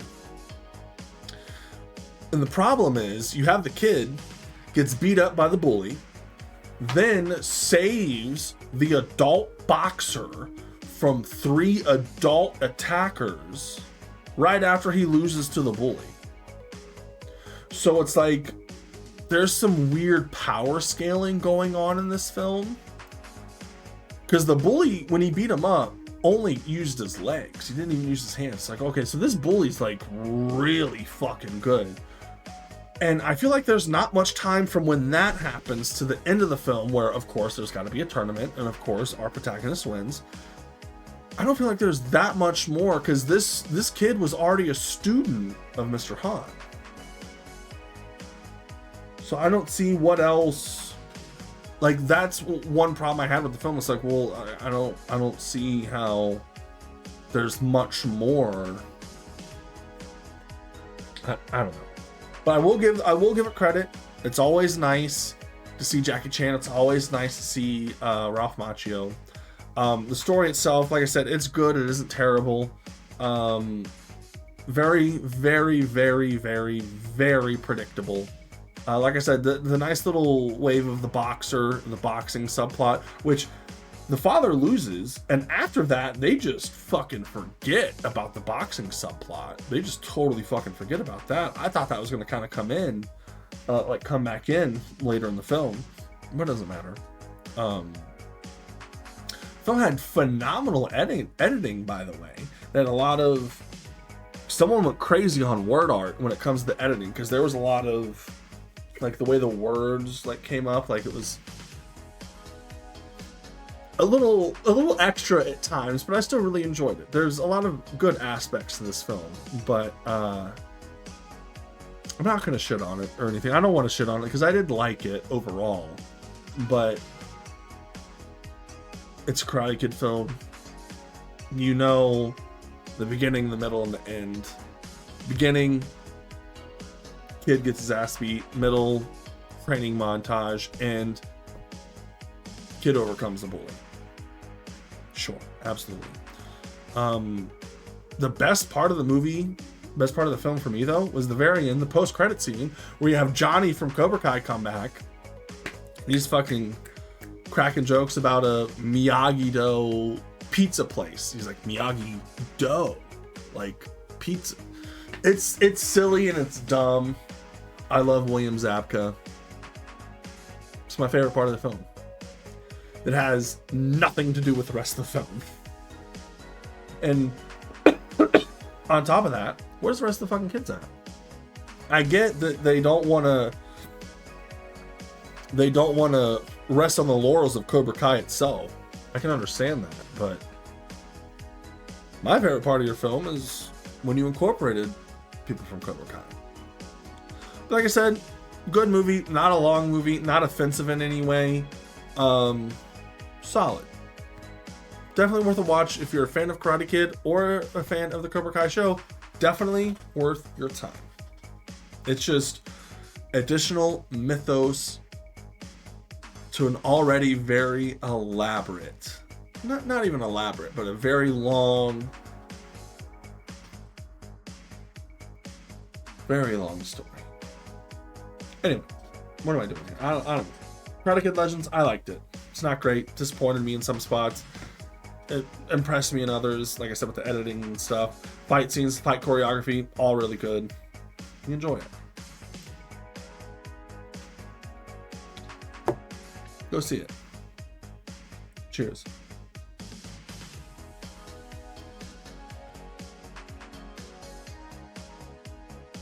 All right. Ballerina. All right, so I'm not going to have a whole lot to say about Ballerina. Besides, I did really enjoy it. It's a John Wick spinoff to where it's not about John Wick, but it's about a ballerina from where John Wick was raised. So you have Angelica Houston there, who's the leader or whatever. You have Winston. You have oh my gosh, the concierge, who's recently passed away, which is really fucking sad because I really like that actor. I think he did really good. But like this movie was in development hell for a really long time. So I mean, I get it, but you know, it is unfortunate. What is his name? I can't remember. But he was also the best part of the Resident Evil TV show, which beyond him in several moments was kind of dog shit. We're not talking about Resident Evil, we're talking about Ballerina. I went in expecting not a whole lot, but it is a John Wick movie. You have great action, you have phenomenal set pieces, and Ana de Armas is, give me more of her. Unfortunately, this film flopped, so we're not going to get more of her, at least not this character. But one thing I thought was kind of weird, and is this clan or whatever that killed her father when she was a kid. She goes to kill them all. Or she goes to find out additional context, I guess. And this whole town is just filled with these specific assassins that are so crazy and so powerful and so skilled that nobody wants to fuck with them. That they'll even fuck with the high table and the rules of the Continental. And even the Continental's like, whoa, buddy, calm down. But the Ballerina's able to come in there. And she kills like half of them. Which, good for her. Slay Queen. But then you also have, later in the film, because dude calls the ballerina, he calls Angelica Houston, and he's like, yo, come get your girl. She's like, we'll take care of it. We'll send somebody. And they send John Wick. And even in the context of the film, which I thought was really cool, like, they sent the fucking Baba Yaga, dude. Oh, shit. Okay. We don't have to worry anymore. John Wick's gonna fucking take care of it. So you think, from everything leading up to the film, it's like, oh, is John Wick about to get his ass beat? No. John Wick throws old Ballerina around like she's a fucking novice. Which I was actually kind of worried watching, like, going into this film, because I knew that they clashed. Like, at first I just knew he was in it, but when I found out they clashed, I'm like, I really don't want to see John Wick get his ass beat. that doesn't happen at all. But the whole point of John Wick is he's so above everyone else. You even have characters like people in the town that are part of this assassin clan or whatever the fuck. They're like, this is fucking John Wick. We don't, like, let's get the fuck out of here. Like, I don't want to fuck with John Wick. Are you fucking stupid? But he kills significantly less than she does.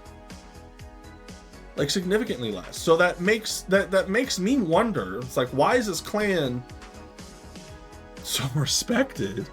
Because John Wick goes and fucks butt all over the fucking town, and so does the ballerina Ana de Armas. I mean, granted, they say in the context of the film, she's a really good ballerina. She's one of the better ones. But then gets her ass beat when she faces John Wick. So there's definitely like a power level scale. But you don't have to be John Wick to fuck these people up. I don't know. That's me, like, kind of like, maybe that's a little nitpicky. But what I will say is, it being a John Wick film, phenomenal fucking action scenes. Ana de Armas does great. Yeah, that's me just nitpicking, like, in retrospect. But watching the film, I absolutely fucking enjoyed it. I will definitely buy Ballerina on Blu-ray. I just haven't yet, but I definitely plan to. I want to buy the box set of all the John Wick films, including Ballerina, and I definitely will. I highly recommend it if you're a fan of any of the John Wick films or any of the action movies. I think Ballerina earns its place, and it is very unfortunate to see that it didn't do super great in the box office, because I would also watch a sequel. I would definitely watch a Ballerina sequel. I unfortunately don't think we'll ever get one, though. But yeah, I just shit on it a little bit, just some discrepancies. But you're always, even films that you enjoy, you're always going to have discrepancies with. But I feel like even though Ballerina is still a long movie, it still felt pretty streamlined. It doesn't feel like a 2-hour movie, or however long it is. It doesn't feel that long. So I enjoyed it. So we'll cheers to Ballerina.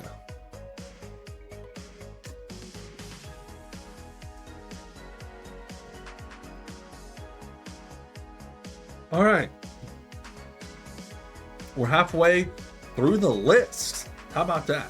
All right, so Jurassic World Rebirth. Now, granted, I have my things to say about Jurassic World Rebirth. Do not get me wrong. Fortunately, it's way better than Jurassic World Dominion. Way better than Jurassic World Dominion. But it does suffer from some of the similar problems. You have a pretty good cast. Excuse me.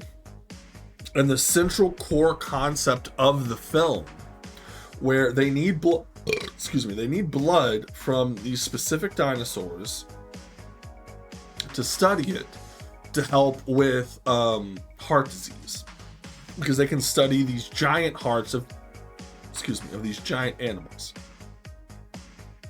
Okay, I buy that.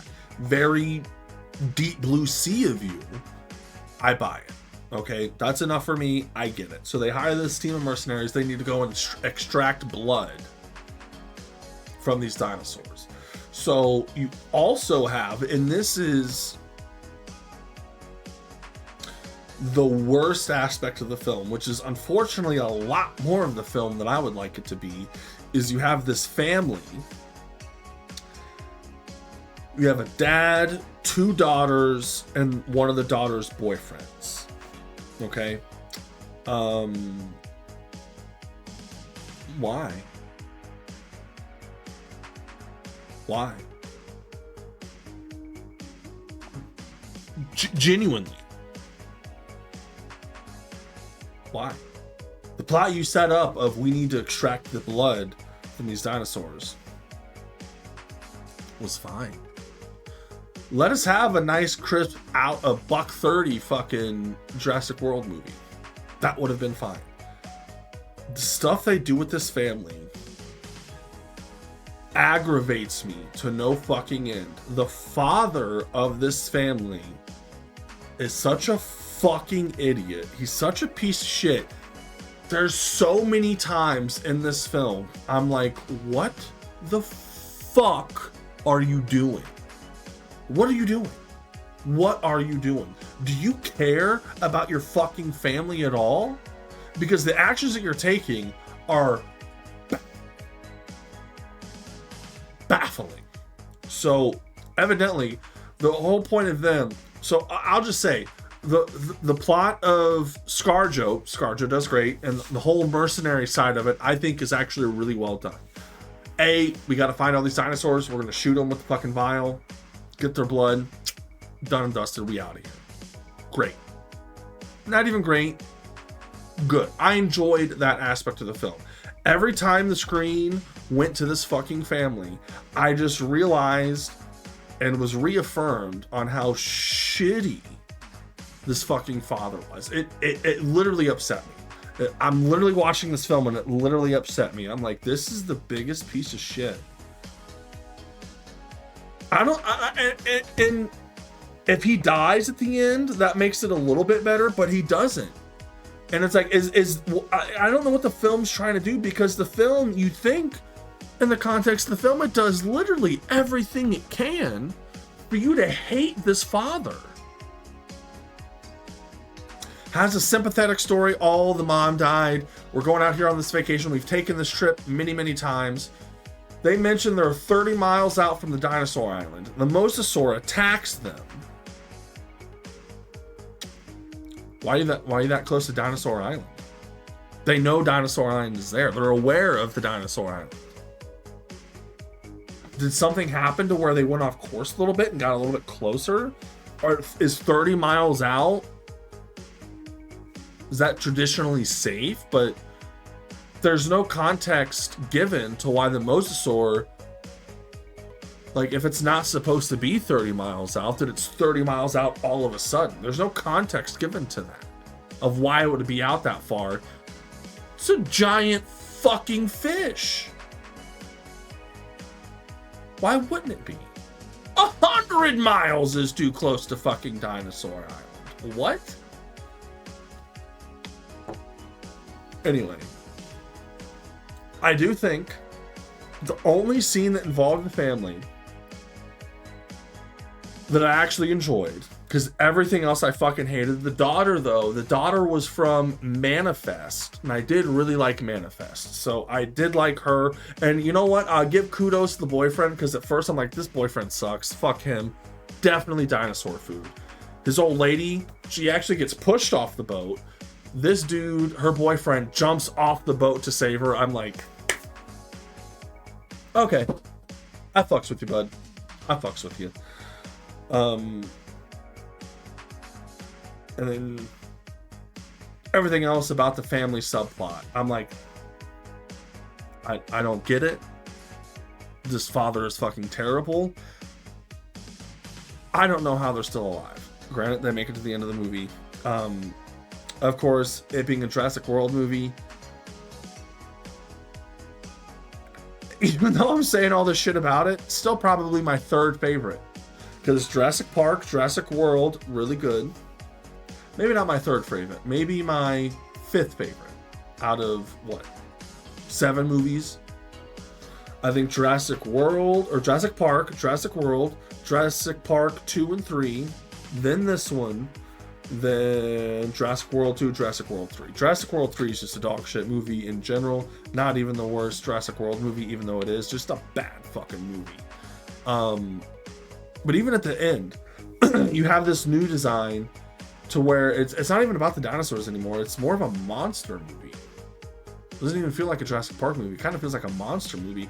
And you have this weird, I don't even know what the fuck to call it. Oh. Well, how about that?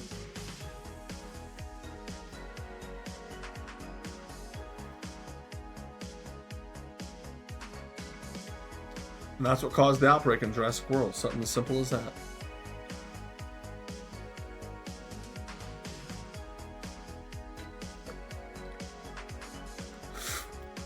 The D-Rex looks doofy as fuck. I know I'm not the only person to say that, but the D-Rex, I think is what they call it, the D-Rex. Doofy as fuck looking. Not scary. I'm looking at this thing like, what?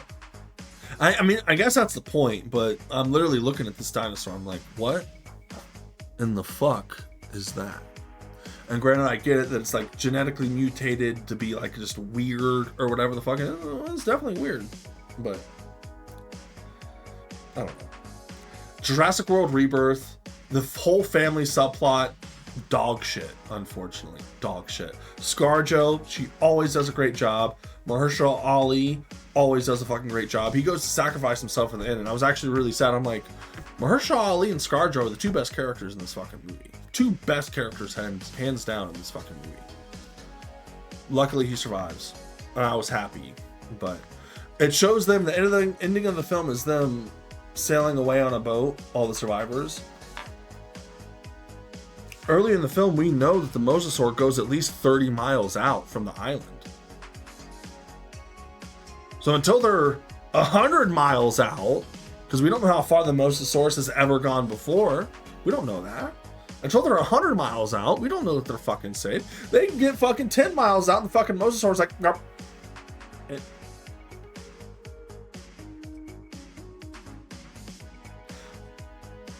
Them getting to land on the other side would have been a better ending, but because you know they're safe. But like I said, in the context of the film, like, silly. Anyway, that's all I have to say about Jurassic World. Cheers.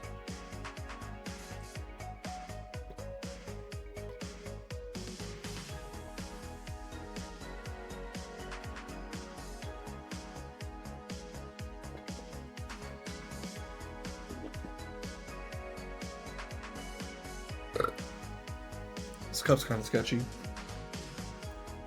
because of the wide brim. Out here brimming.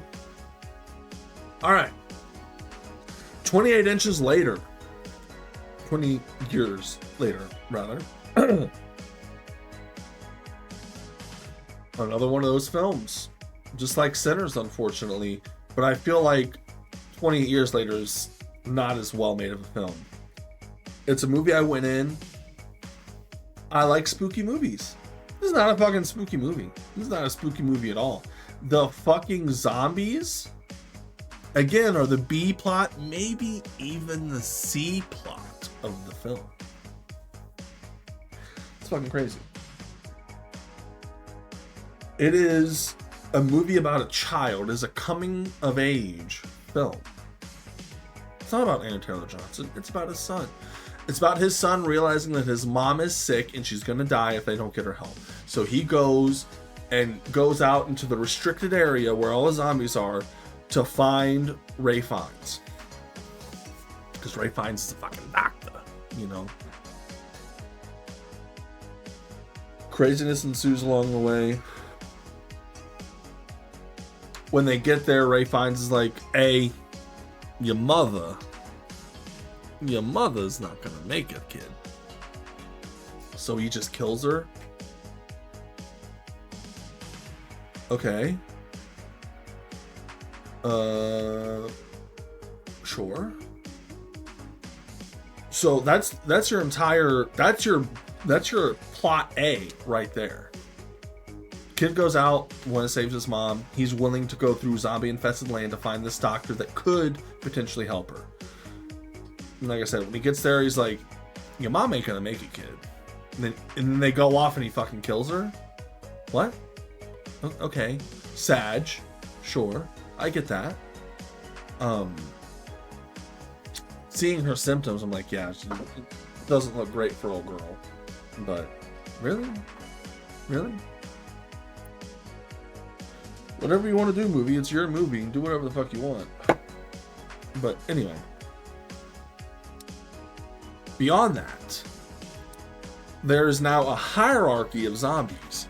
And you have alphas now, which is why I wrote down 28 inches later. You have Samson, a zombie, who's got a cock like this, just flopping around the whole time he's sprinting, because all the zombies are butt naked at this point. I guess after 28 years, all of the clothes would have eroded off of them, sure. Oh, damn. I'm more scared of the cock than the zombie that it's attached to. Honestly, you look at that thing, you're like, oh God, you know? Not the point. The point is, Samson, I mean, he's got a giant cock, so of course he rails down another zombie. Fucking goes to town on this other zombie. This zombie gets pregnant. This zombie gives birth. The baby is not a zombie. What are we doing? In the context of the film, I realize that this baby is probably the key to make a vaccine, because unlike traditional zombies, we know that these zombies aren't dead. They are infected with the rage virus, if I'm not mistaken. So essentially jacked up rabies, right? So these zombies aren't actually dead. So any other zombie film, you actually have characters that are like, well, we can't kill them. They're just sick. They're not dead. And like Walking Dead had that really powerful scene of like, no, they're not sick. They are dead and resurrected. To where 28 years later suggests, no, they're not dead. They're just infected. They're just sick. So this baby, which granted the sequel comes out, The Bone Temple comes out later. We'll see what happens with that film. But the context of this is, this baby that's born is immune to the rage virus. I don't know how I feel about that. I don't know how I feel about two zombies fucking and having a baby, and just in general having a baby. And then on top of that, the baby is immune. I mean, Army of the Dead did the same thing. I'm pretty sure. I mean, I don't know. I can't remember. Did I shit on Army of the Dead for zombies fucking? Maybe, maybe not. I don't know. The whole point is, the zombie was pregnant in Army of the Dead. She didn't actually give birth, so we didn't see what would happen. Maybe it would have done the same thing. I don't know. I remember Dawn of the Dead, zombie had a baby. It was a fucking zombie baby. Dark and bleak, sure. Believable. So on top of that, all of England, or what is it, England specifically, where the initial outbreak happened, is quarantined and has been quarantined for the last 28 years. So that allows you to have like soldiers come in and like extra gunpowder, extra victims, essentially, right? So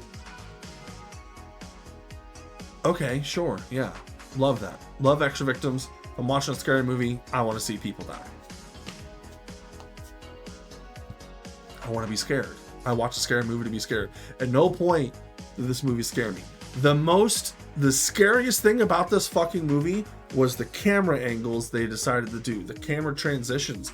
And granted, I know they shot it on an iPhone. Oh, that's so impressive. They shot this fucking thing on an iPhone. You see a big U-shaped fucking wooden thing that has fucking 20 iPhones on it or whatever. And they use this fucking thing a lot because they'll start, like a zombie will get shot with an arrow or something. It'll stop on the right side of this zombie and then pan all the way around to the left side and then continue the shot of the zombie being like, ow, and then just falling over dead. Literally the first time it happened, I literally turned to my buddy who I was watching the movie with. I was like, it was a weird fucking shot. I don't like that shot. Hopefully they don't do that shot again. And they continue to use the fuck out of that same shot method the rest of the fucking movie. And I hated it. Fucking hated it. It's rare that I hate something like that. I fucking hated it. I was actually, I don't know if you could tell at this point, there are good aspects about 28 years later. Like I said, I do think the acting, it's not the movie I expected. The acting in it is really good. There are a lot of really good things about the film, like I said, actor-wise. But overall, I was extremely disappointed in 28 Inches Later. We'll see what happens with the sequel. I will watch the sequel because the ending of the film, you have, because it alludes to this cult of Jimmy, right? And at the end of the movie, the little kid's like, hey, mom's dead, and I don't like you, dad, because you're banging bitches on the side. So I'm leaving. Okay. Then he gets attacked by zombies, and then the fucking Power Rangers come in and save him. And literally watching the movie, I'm like, what the fuck is happening? I don't know. That's the end of the movie. Come back and watch the sequel. Okay. I might even wait to watch the next 28 Years Later on streaming, because that's how disappointed I was with this film.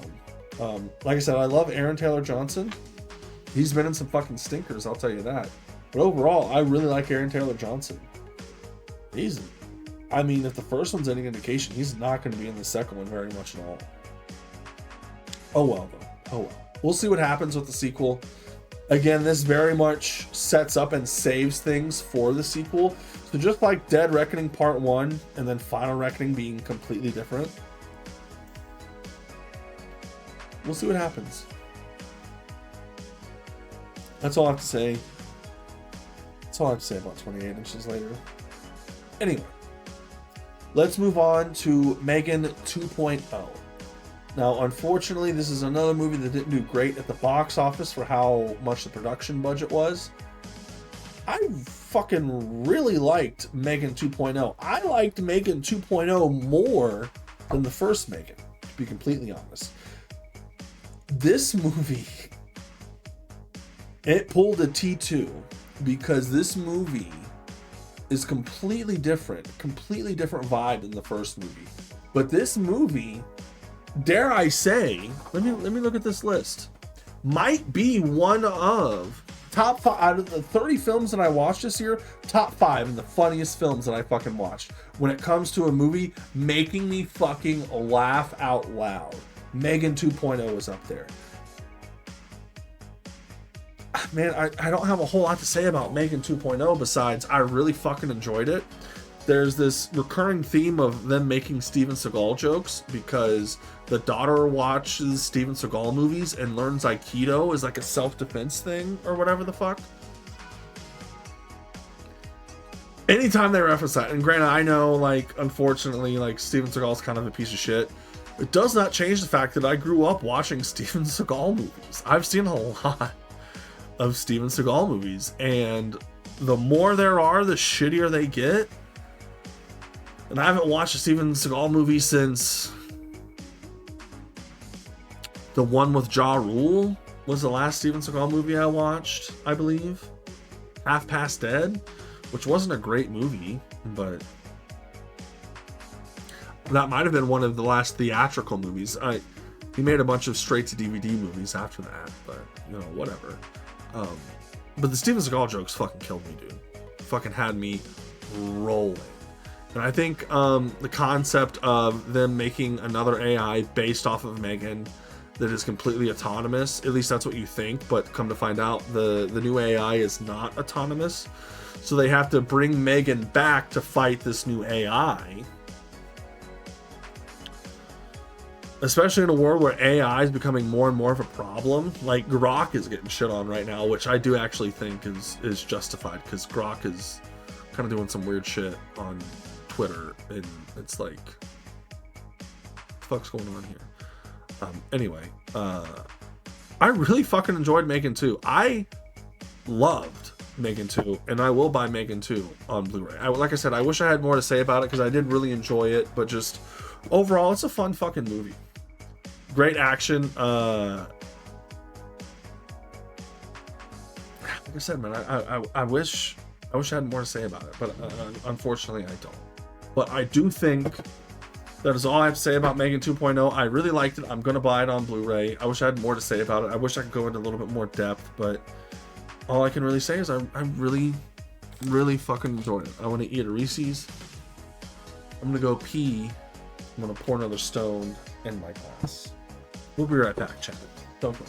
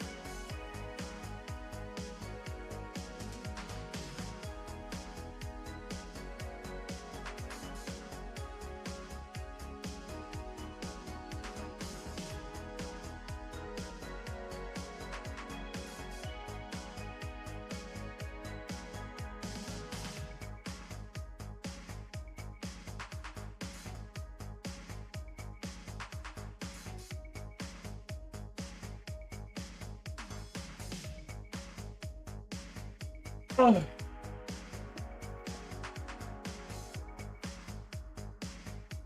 All right. Whew. Okay. So, Megan 2.0, really enjoyed, but like I said, I wish I had more stuff to say about it. But if there's a Megan 3.0, I'll definitely watch it. But moving on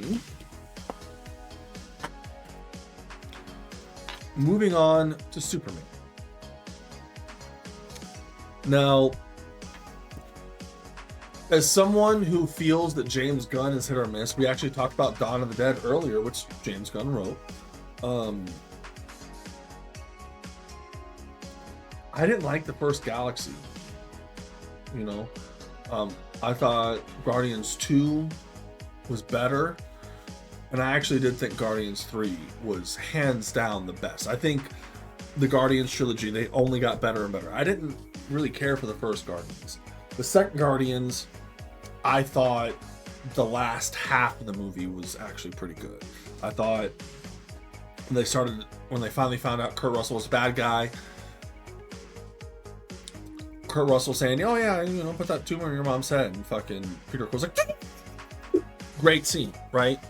Fucking Yondu sacrificing himself. Great fucking scene. Got me. I love Michael Rooker. And then Guardians 3 being not even about Peter Quill, being more about Rocket Raccoon, who I care about more than Peter Quill, because of course Peter Quill fucking dooms the universe in Avengers Infinity War. We're not talking about Avengers. We're talking about Superman, the exact opposite side of the spectrum. But like I said, James Gunn is kind of hit or miss for me. Superman, I was legitimately impressed. It's definitely James Gunnified version of Superman. I really fucking enjoyed Superman, and has really good action scenes throughout. A couple good twists and turns. They set up a lot of different things, but the big thing that a lot of people either find hit or miss is that this is, of course, getting rid of the DCEU. I love Henry Cavill. I do think David Cornsweet does a really good job as Superman. And we are coming into this universe right in the middle of all this shit going on. This universe is already established. But I think Mr. Terrific, great character. Guy Gardner, fucking hot girl. I fucking love them all. I think they're all great. I mean, it's super James Gunny, but I think they're all great. I fucking love them all.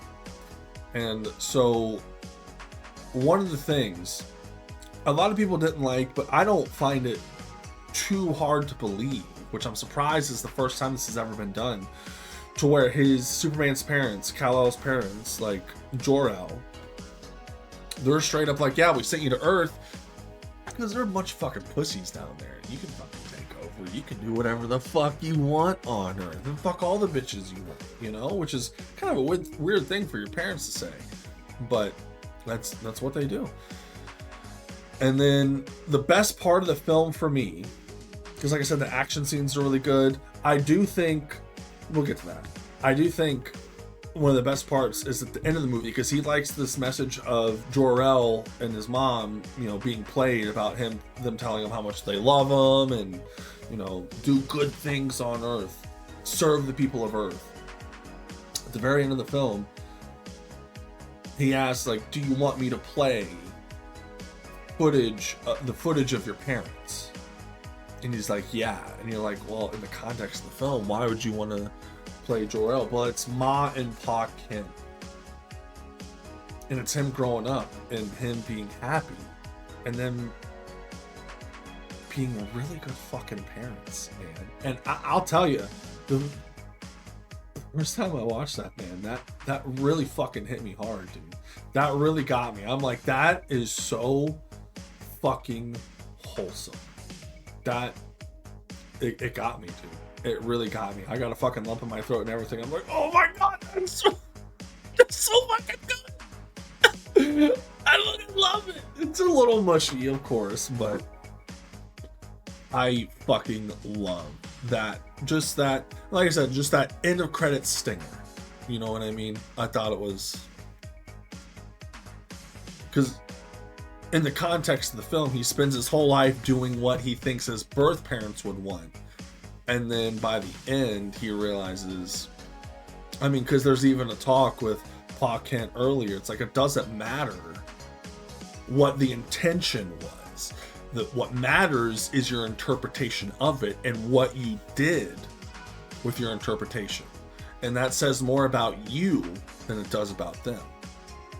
The fact that he chooses to wake up every day and be a beacon of light. He chooses the life that he lives.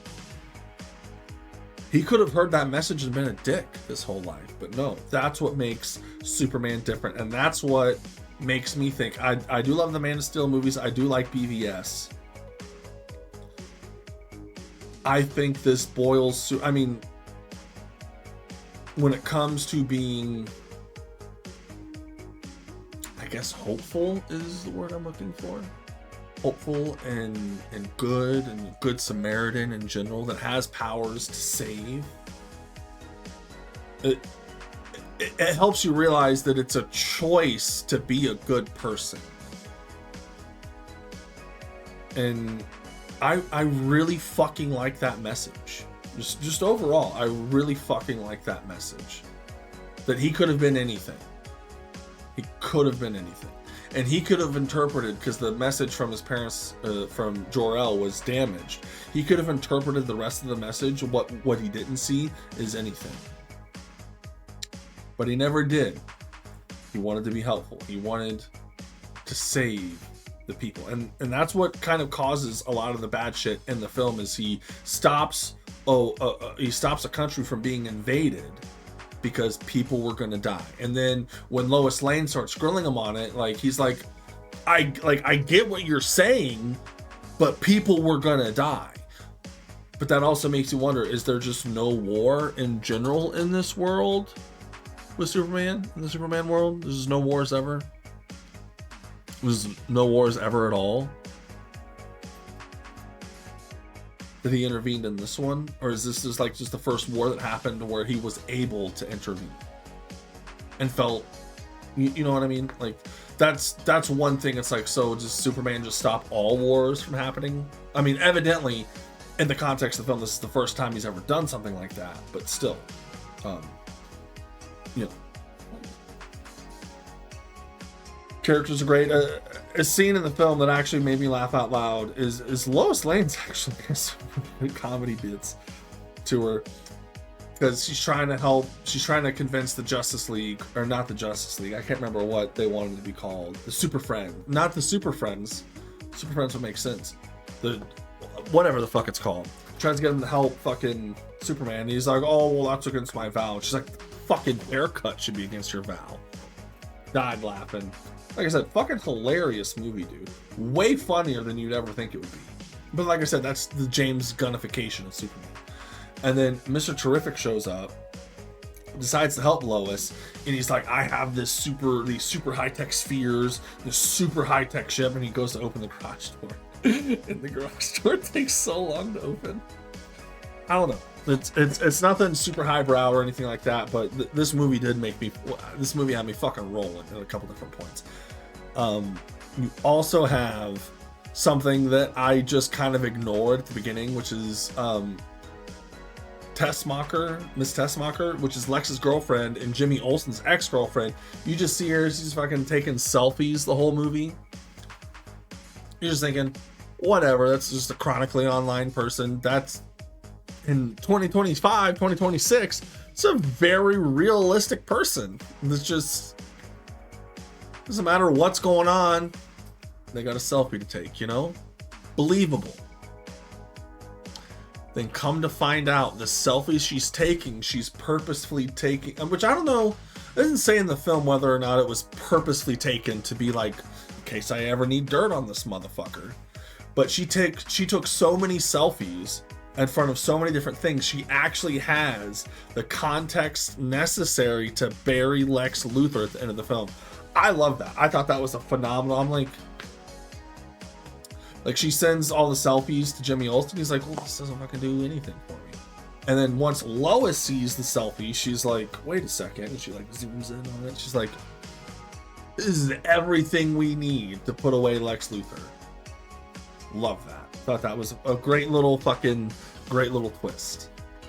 I really fucking enjoyed Superman. It's not my favorite Superman movie, but it's top 3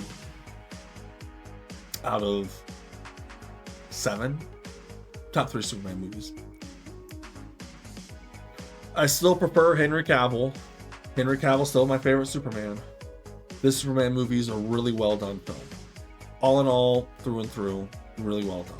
I really fucking liked it. Also, Crypto. Adorable.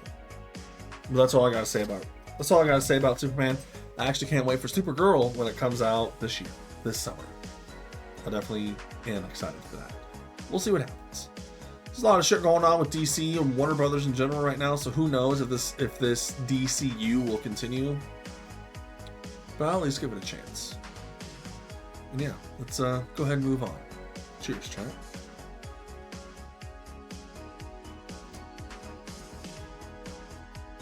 All right. Boy, oh boy. I know what you did last summer. A requel trying to ride the coattails of Scream, which is what I Know What You Did Last Summer did originally, trying to ride the coattails of Scream, written by the same guy, Kevin Williamson. This movie's weird for me because 2/3 of the movie, the first 2 acts, I did enjoy. When they get to the 3rd act of the film, They make some choices. There's some really good kills, likable, maybe not all of them are likable, but likable and interesting characters nevertheless. They're characters that you're like, kind of hope this guy survives. Or, you know, I don't want to see them die, right? Which is what you want out of a spooky movie, out of a slasher, right? So the first 2/3 of the film, I'm like, excuse me, not the greatest film ever. Solid though. Solid film. Solid. They make some unforgivable fucking decisions in the third act of this film. And it literally overshadows everything else that happened in the film for me. Because while there are some really cool kills, really good tension building moments, all of that is dumped over the fucking curb. Dumped off the side of the road, no pun intended, with the reveal that fucking Freddie Prinze Jr. is the fucking killer. What the fuck are you doing? What are you doing? Why would you do that? Why would you make the protagonist? And granted, I get the concept of it was said, and this isn't my original idea, but it was said that they wanted to jump the gun on that because that's where they felt that the Scream movies were going. That in the third Samantha Carpenter film, that she was actually going to be Ghostface. That she just finally fucking snapped and she became Ghostface. So they wanted to jump in front of that and jump the gun and make Freddie Prinze Jr. the killer. Someone that was a protagonist that is now the killer. They just eventually just got fed up with all of it. Because in the context of the film, they buried everything that happened in the first two movies so they could still get the tourism money of people visiting that place.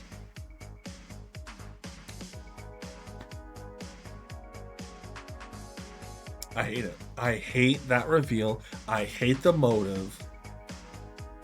The motive of the one killer of you killed my boyfriend, who was my secret boyfriend,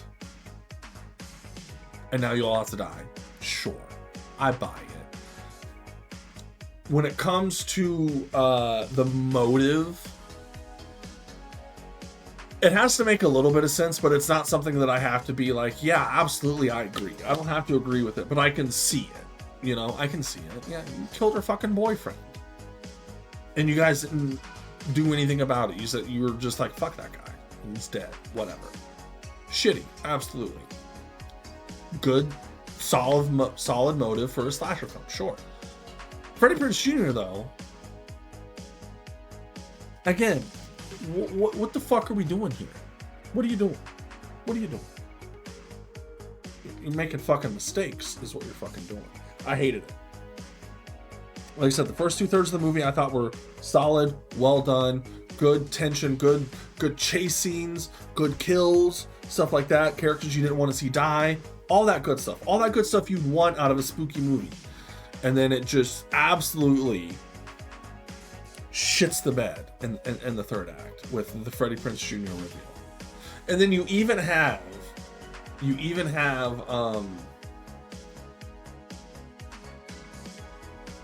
what's her fucking name? Oh my god. The original girl. She even does the fucking, what are you waiting for? And when she said that line, I'm like, get the fuck out of here. Get the fuck out of here with that. Get the fuck out of here with that. Jennifer Love Hewitt. She gives the, what are you waiting for line. And I'm like, you're doing too much. You're doing way too much. Because at that point, we already know she's saying that's Freddie Prinze Jr. It's bad. Really bad. I hated it. Like I said, the first two acts, decent, solid, sure. Third act, dog shit. Dog shit ruins the rest of the movie. I fucking hate I Know What You Did Last Summer. It is one of those movies, and we've had this before, of where I'm just baffled by the decisions that I've made. And maybe I hate this movie the most out of all the other films on this list, because don't get me wrong, you guys saw me, I shit on In the Lost Lands. They tried to make a good movie. I don't know how hard they tried, but to where I Know What You Did Last Summer is just baffling. It's like I don't know what's I don't get it. I don't know what the fuck you think you're doing. Did David Gordon Green make this fucking movie? I shouldn't shit on him. Like I said, I still love Halloween 2018, but I feel like it was such a fucking a movie made deception.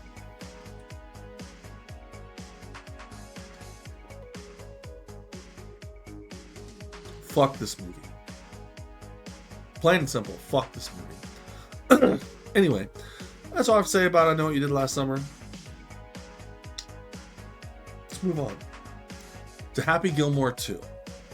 Now, Happy Gilmore 2, hold on, cheers.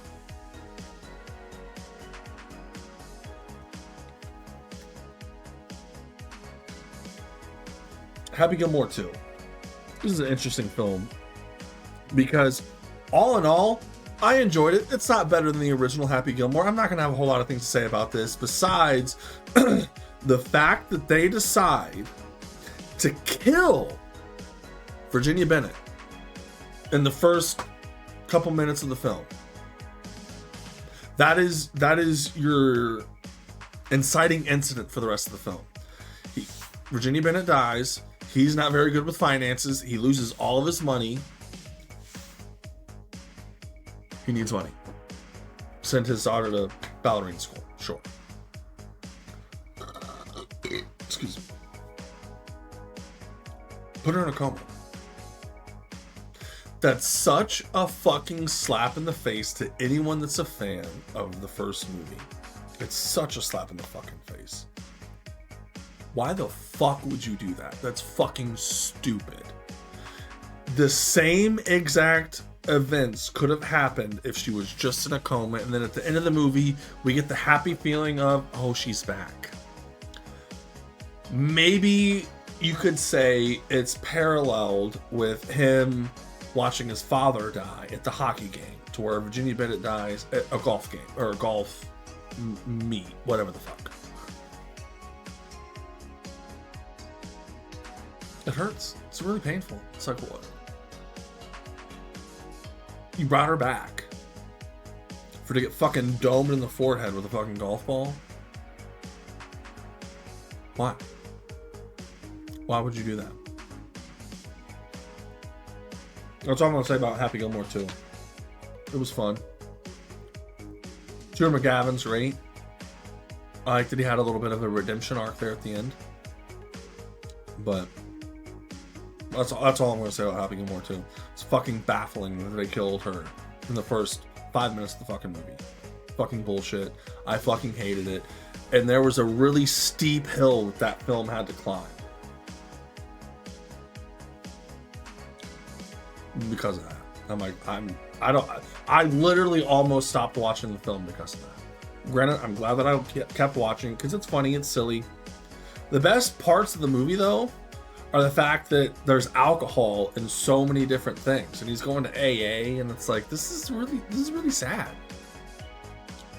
He inadvertently killed his wife with no intention to do so, which would that still technically be manslaughter?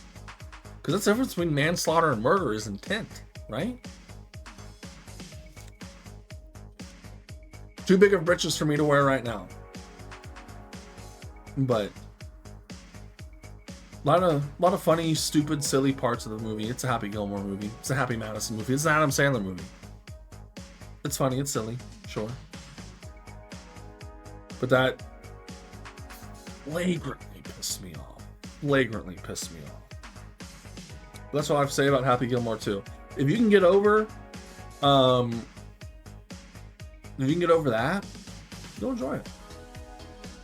If you liked Happy Gilmore 1 and you don't care that old girl fucking dies immediately, you'll enjoy the movie. You'll love it. That's all I gotta say about Happy Gilmore 2.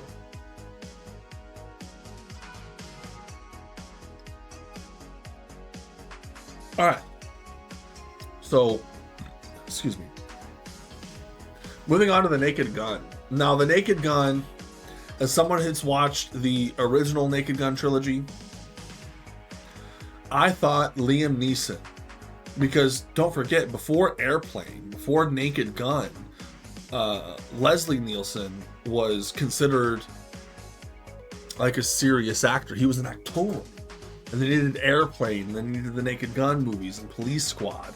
And then it just like totally flipped on its head. And it's just so stupid and so silly. And so Liam Neeson being the lead of the Naked Gun makes perfect fucking sense. And I'll tell you right now, there's really not a whole lot to spoil about this movie because the story is pretty simple. Pamela Anderson's brother dies.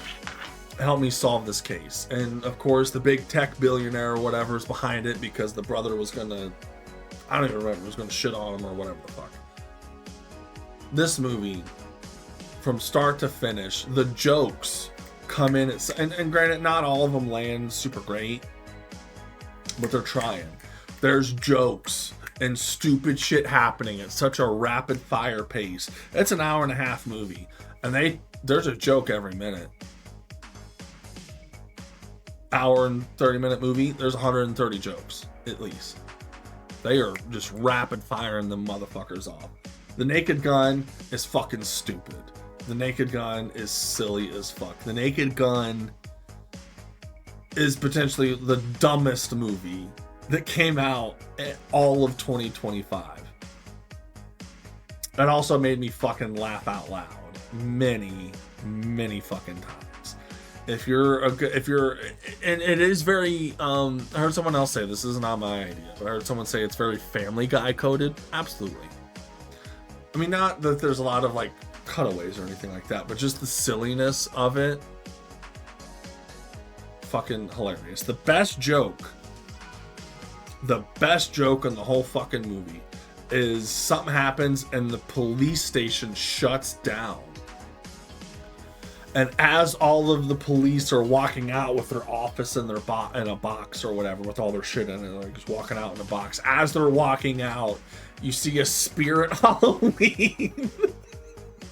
You see a Spirit Halloween banner being put up on it, dude.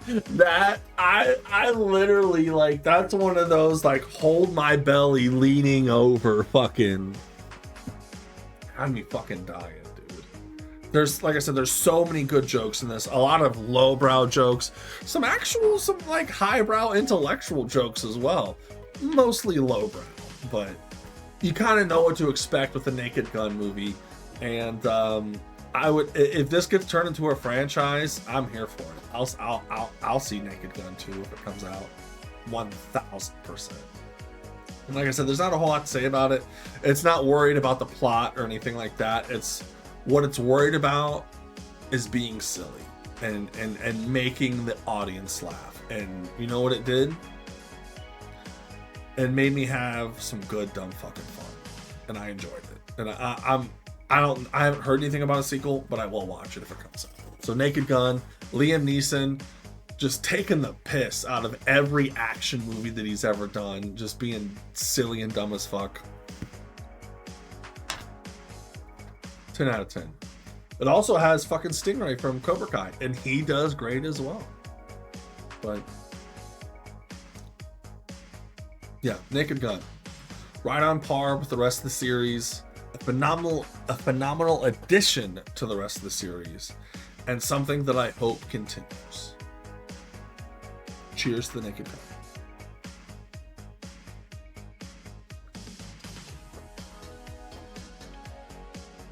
Alright, so we're coming up on the end of this. Holy shit. 2 hours and 23 minutes. That's pretty long. Alright, let's speed this along. We only have 5-6 movies left to go. We'll try and speed this up though. I shouldn't have looked at the time. Now I'm in my head about it. Okay, so weapons. I've talked a lot about throughout this list about spooky movies in general and what I want out of a spooky movie, and expectations are, do definitely inflict how you feel about a film. weapons.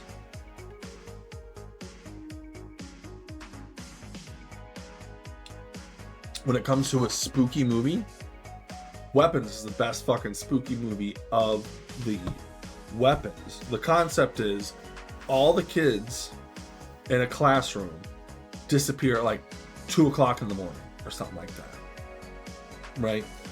And so it's like takes place like a month later. You have all the townspeople going rada rada rada rada rada or whatever the fuck, right?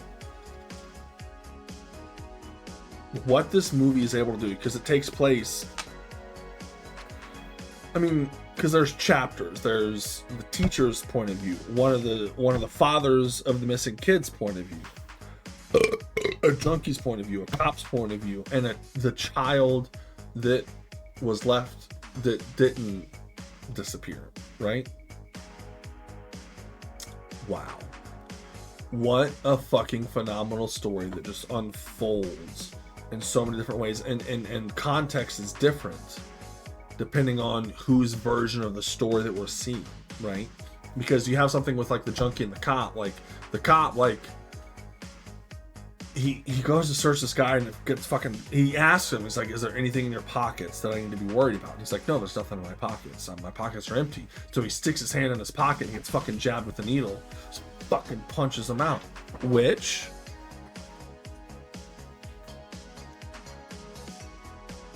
but in that story of the cop story, he's like, yo man, my bad, blah blah blah, this. But in the junkie's point of view, the cop was being way more of a fucking dickhead. You know what I mean? So it really gives additional context of like, there's two sides to every story. You know, sure, it probably is more towards the middle. He's probably being more of an asshole than he thought, and he probably wasn't being as much of an asshole as the junkie thought.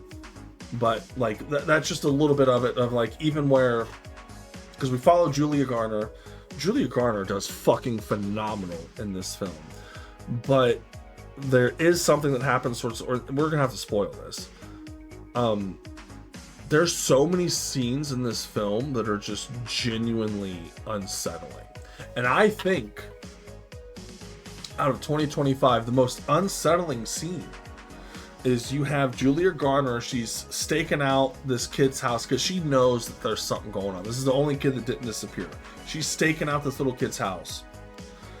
And so you see her like fucking, she's all boozed up. She bought a big bottle of vodka. She's just chugging it. She passes out outside this kid's house. And it starts to slow zoom on the front door of this kid's house. Slow zooms, full screen of the front door. The front door opens. It's dark in there. You can't see anything. You then see a woman holding, you think it's a knife, but I think it's actually scissors. You see a woman walking out like all fucking weird like with scissors. The most unsettling moment of 2025, hands down. When she first walks out, you're like, what the fuck is going on? What the fuck? What the fuck is happening? Right? And you see her, and it's a great one shot. Like I said, it zooms in, door opens, nothing's going on, just blackness in the door. You see this woman walk out, all fucking weird like. And you see her, the camera starts zooming back out as this woman gets closer to Julia Garner's car. You see her, she pulls on the door, locked. You see her go to the fucking back door, and you hear it open, and you're like, oh my god, because she's in there asleep. She's in there asleep, and you hear this door open, and I'm literally sitting there, I'm doing the same thing. I'm like, oh my fucking goodness. Oh my god. What the fuck is going on? The tension. Immaculate. And there's several scenes like this in the film to where you're like, that is such a well-designed scene. This is, of course, made by Zach Kreger from Whitest Kids You Know. I loved Whitest Kids You Know. I used to watch IFC all the time. fuck, man. I don't know what it is, because him and Jordan Peele, like, it's crazy. Like, sketch comedy. People that used to make sketch comedy, I have no idea why they're so fucking good at making scary movies, but they're so good at it. Jordan Peele, fucking great at it. Zach Kreger, cut from the similar cloth, so good at the spooky shit, so good at it. There's so many unsettling moments in this film, and I cannot tell you how impressed I am by the tension building. Not only by the tension building, the cinematography, the story itself, which fucking crazy, right? But the story, unfortunately, by the time it gets, because you have Julia Garner, you have Josh Brolin, you have the cop, you have the junkie, and then I believe it goes to the child, and it actually gives us all the answers we're actually looking for. The problem is Julia Garner, because this movie takes place a month after everything, like all the other chapters happen a month after this happened. When we get to the child story, we find Aunt Gladys, who's the bad guy, initially get there right before the kids disappeared, after the kids disappeared, and then finally back up to the same time as everyone else, right? You see this little kid, because Aunt Gladys needs something from each of these children to enchant, to get them to leave their house at 2 o'clock in the fucking morning. And Julia Garner literally notices this kid acting weird. She sees him by himself during recess, and he's grabbing all the name tags off the fucking cubbies or whatever the fuck. I mean, that doesn't necessarily indicate like what the fuck's going on, or that this kid has anything to do with anything, but that's fucking weird behavior. And I feel like a teacher, it kind of makes Julia Garner look like a shitty teacher. Maybe she is. I don't know.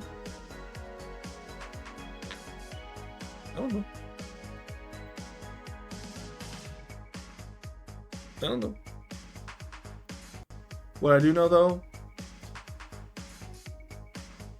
because I feel like Weapons and Sinners are both like super well-made films, but I would have to give Weapons, like, unfortunately for the rest of the films on this list, the best spooky movie of 2025. With that being said, let's continue on to another spooky movie, Shelby Oaks. Cheers, chat.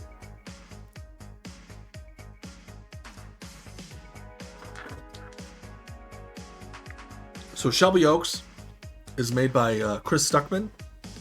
Chris Stuckman, of course, is a YouTube personality. He used to review movies until he started making Shelby Oaks. And then he only reviews movies that he likes. He doesn't want to shit on movies anymore. There's plenty of reviews out there of Chris Stuckman just shitting on a whole bunch of different kind of movies. He used to do hilariosity reviews. It was like, this movie's so bad it's fun, you know? Shelby Oaks is half found footage and half just regular horror movie.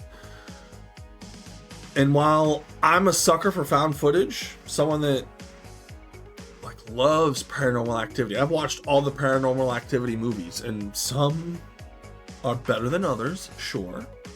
I still enjoy all of them, though, right? And I think all the found footage elements of the film are done extremely well. This is another movie that, I'll give it credit, made me feel really tense. It had a moment, it set up a situation where I'm like, heart gets beat, man. I'm like, yo, what the fuck's happening? And then something happens, you're like, oh my god, or whatever, you know?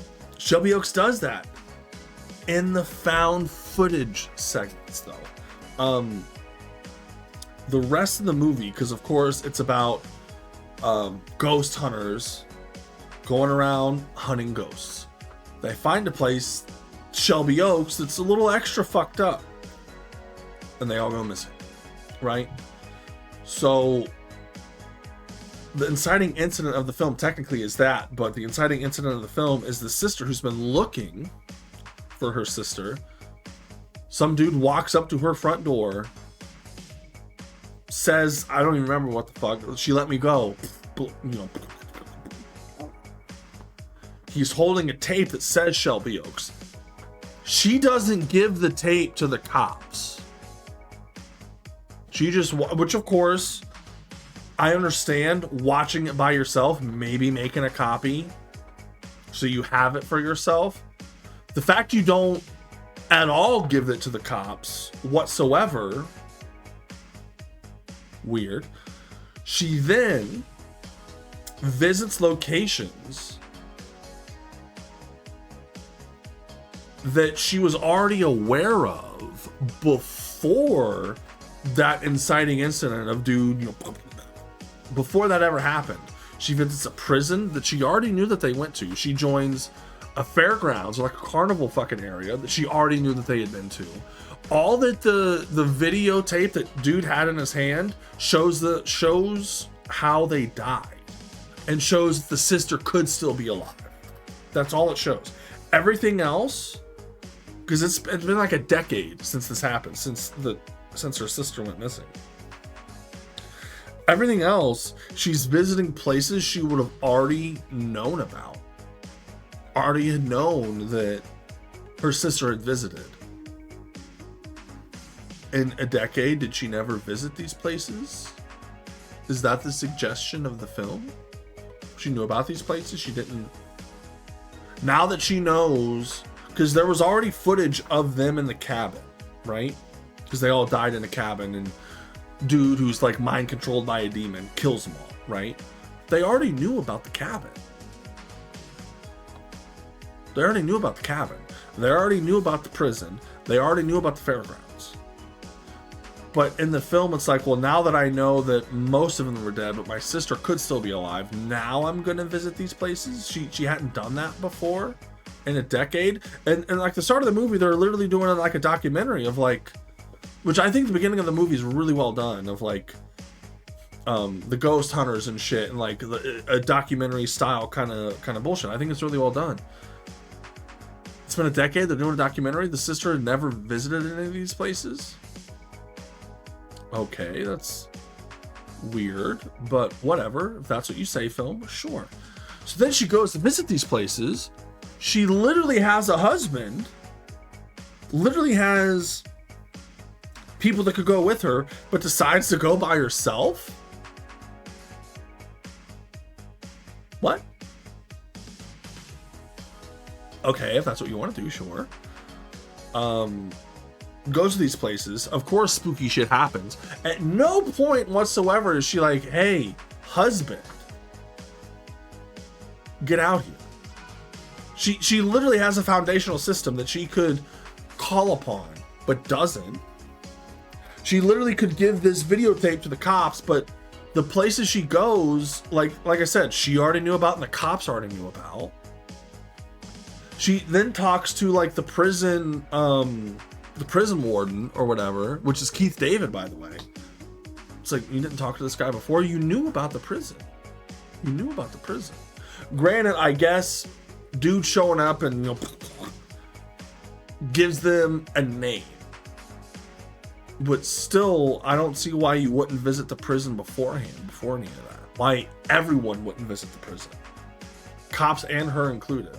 Or the carnival, or whatever the fuck. That was my biggest problem with it. Not only that, when she finally visits the carnival, it gets dark, of course. The spooky movie, it's gotta be dark.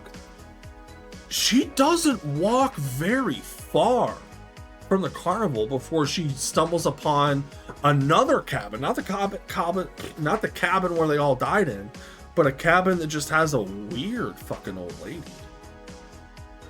Weird old lady. Turns out to be the dude, the weirdo, the serial killer's mother, right? You look at this house, you're like, there's some weird shit going on here. This woman is weird as fuck. Come to find out, she's also possessed by the demon, and she's holding the little sister captive, and has been for a decade. And it's like, well, this cabin's like, she didn't walk very far from the carnival. It was walking distance from the carnival, and she found this house. Nobody else found this fucking house? No one else found this fucking cabin? Took a look around? Nothing? She goes in, finds her sister, helps her sister leave. Turns out the killer had gotten her little sister pregnant. Gross. And the little sister had a baby, and she like holds the baby up and like has this big fucking seance or whatever, where obviously, I mean, maybe not as intense, but like, as lack of a better term, the fucking Antichrist is putting this baby. She takes the baby and her sister, and they just leave.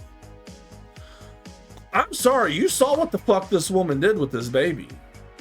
This baby's fucking the Omen. This fucking baby's Damien. You leave that baby. I'm sorry. I mean, you leave that fucking baby. That baby is not your concern anymore. Once you see her going fucking he muleha with the fucking baby in her hand and the fucking what? You know there's some demonic shit going on. But I guess in the context of the film, she isn't able to have kids. So OMG, I can take care of a baby now. Okay. Weird. You already know that this kid's probably going to be the Antichrist, but okay, sure. Brings sister home. The little sister's like, obviously, this baby's the fucking Antichrist. She tries to kill it. The older sister tries to stop her, knocks her through a fucking window. And the hellhounds, there's been hellhounds throughout the whole movie. The hellhounds show up and just eat the fucking little sister, just fucking start yanking her apart. You're like, yo. And that's the end of the fucking movie. And then as the older sister's looking out, she's like, oh man, that's fucked up. And then the demon comes behind her and possesses her. And that's the end of the movie. And you're like, what the fuck just happened? So when it comes to tension building, when it comes to this, that, or whatever, when it comes to making a spooky movie, there's a lot of things that Shelby Oaks does. Like I said, all of the found footage shit, top tier. I really fucking enjoyed it. You give Chris Stuckman a good script, a good spooky movie script, I think he can make a really good movie. Because he wrote and directed this movie.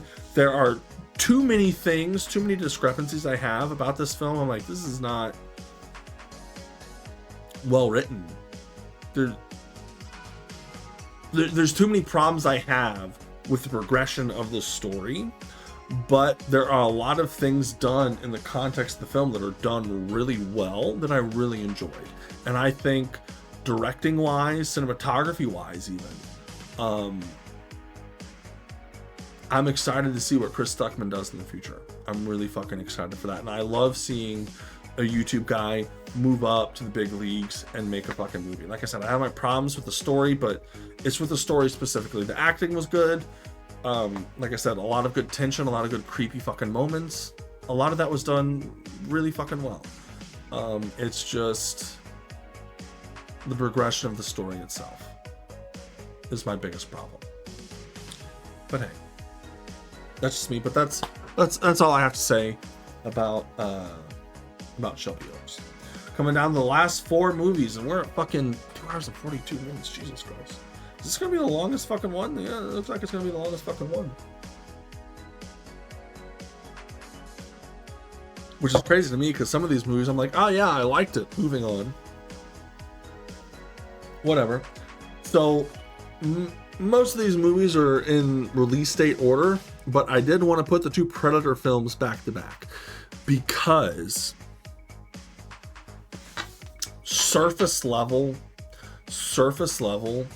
I enjoyed Predator, Killer of Killers, and Predator Badlands. Surface level, I enjoyed them.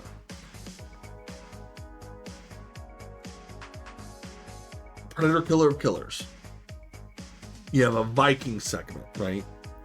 because it's an anthology piece. You have Vikings, you have samurai, you have World War II ace pilots, and then you have the connection of all of them fighting on the Predator homeworld.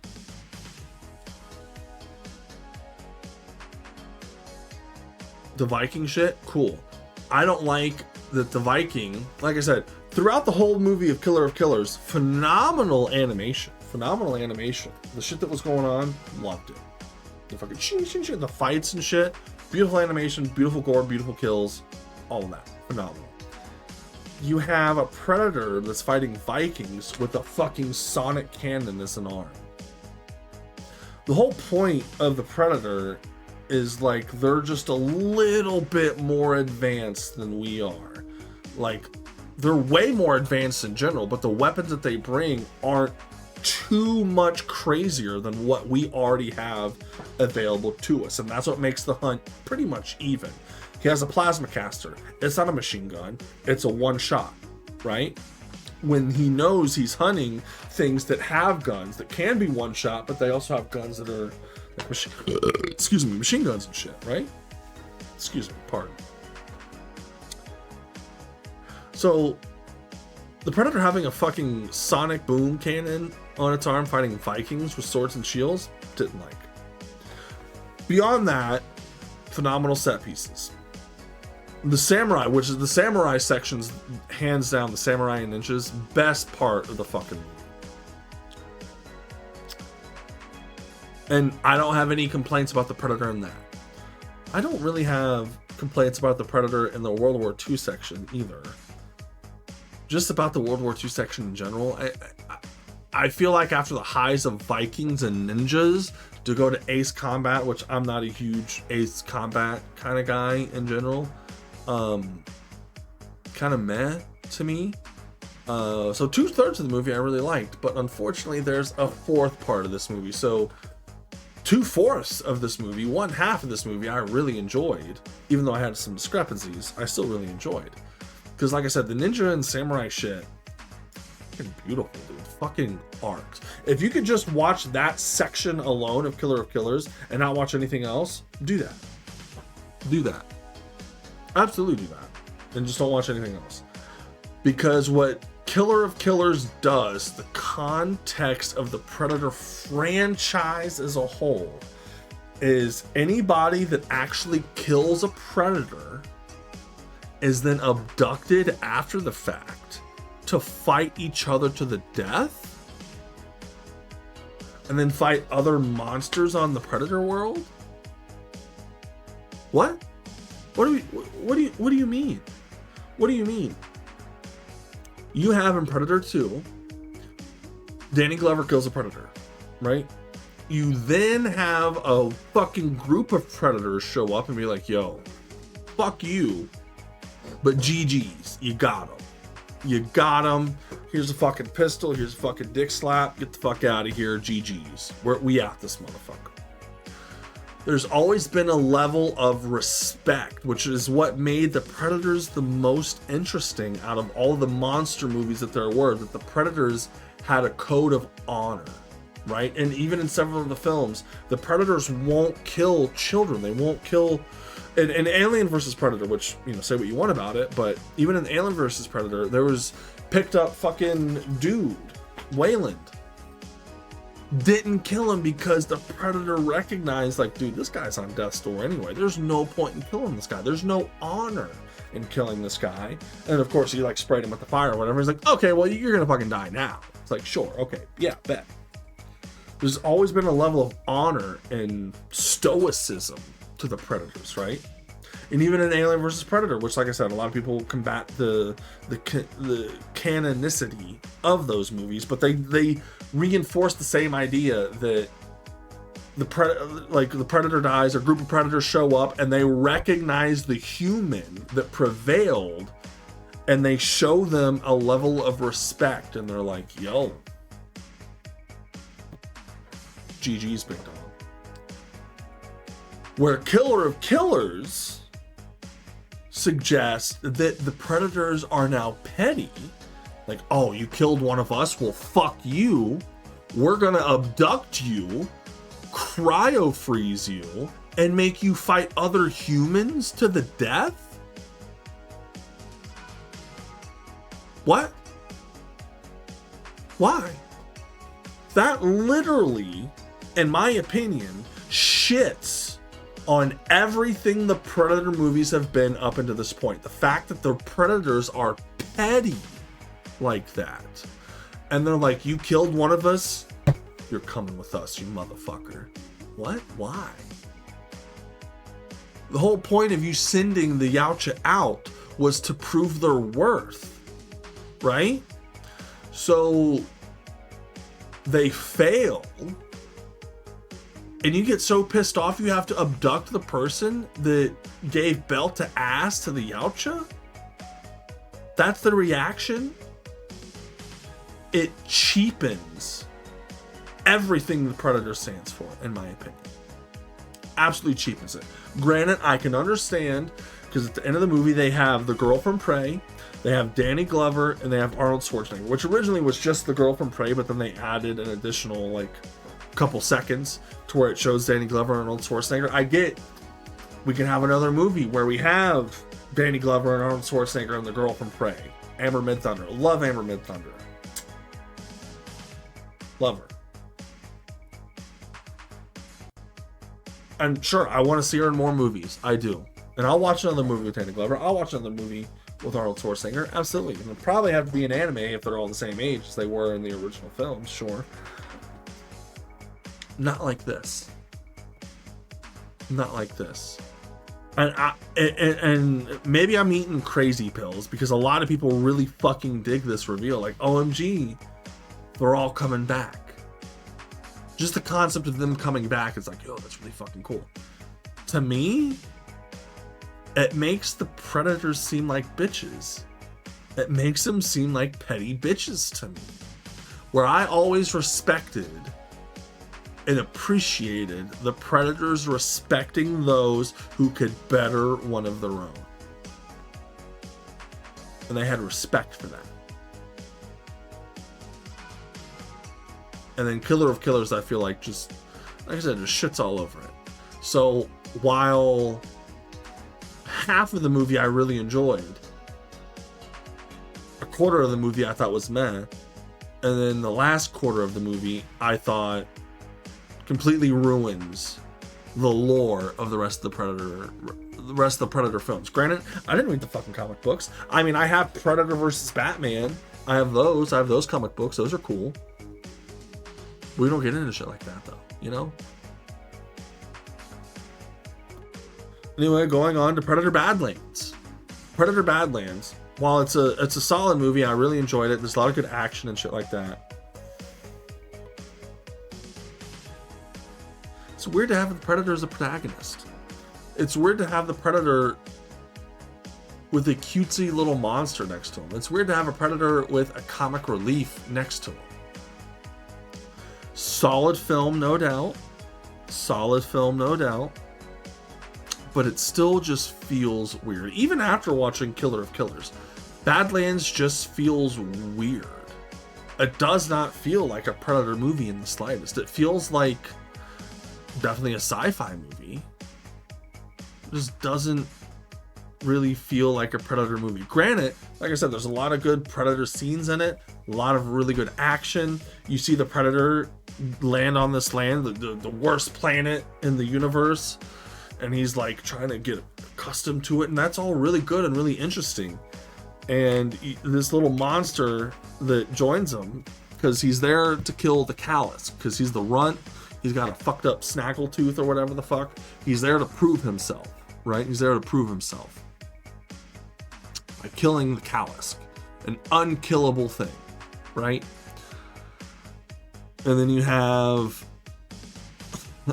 by the end of the movie, they freeze the Callus and shatter it, which kills it.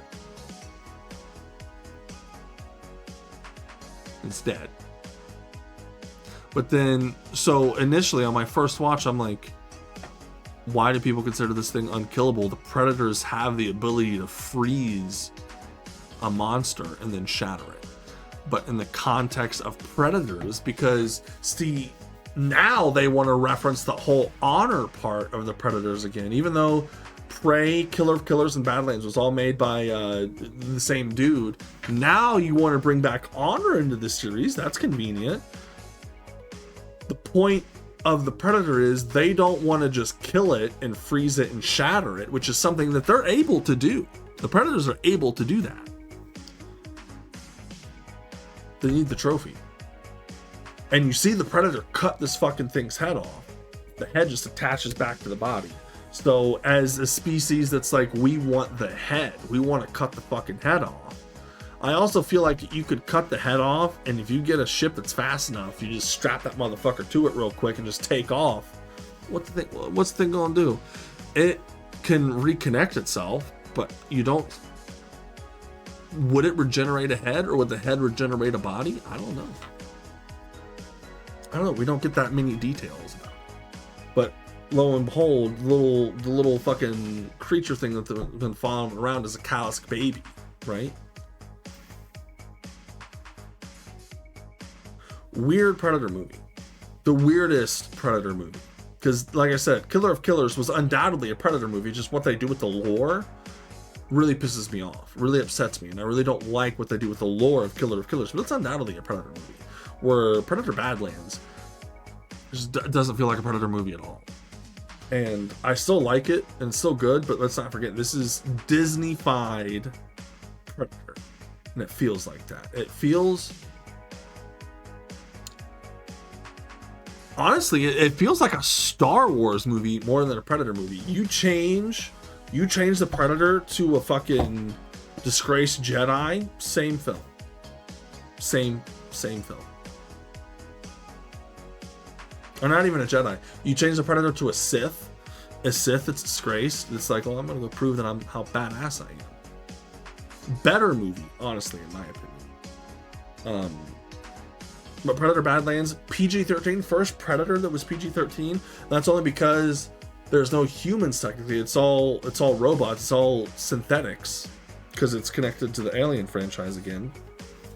Genius, because Disney owns them all. Disney owns everything. Genius idea, and you see some fucking crazy mutilation of some synthetics. That if it was a human, it'd be a hard R. If it was red blood, but it's white blood because it's synthetics. I did enjoy Predator Badlands, but like I said, it doesn't not feel weird to me. It just, for a Predator movie, just feels weird.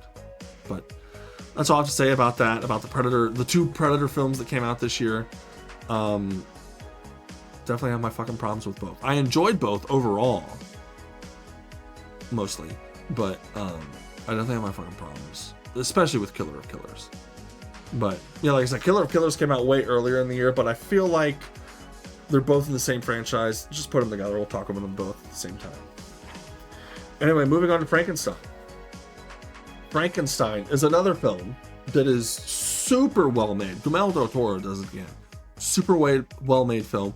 Super elaborate sets, beautiful designs, beautiful shots. This entire film. Everybody does top tier acting. You have Jason Isaacs knocks it out of the park.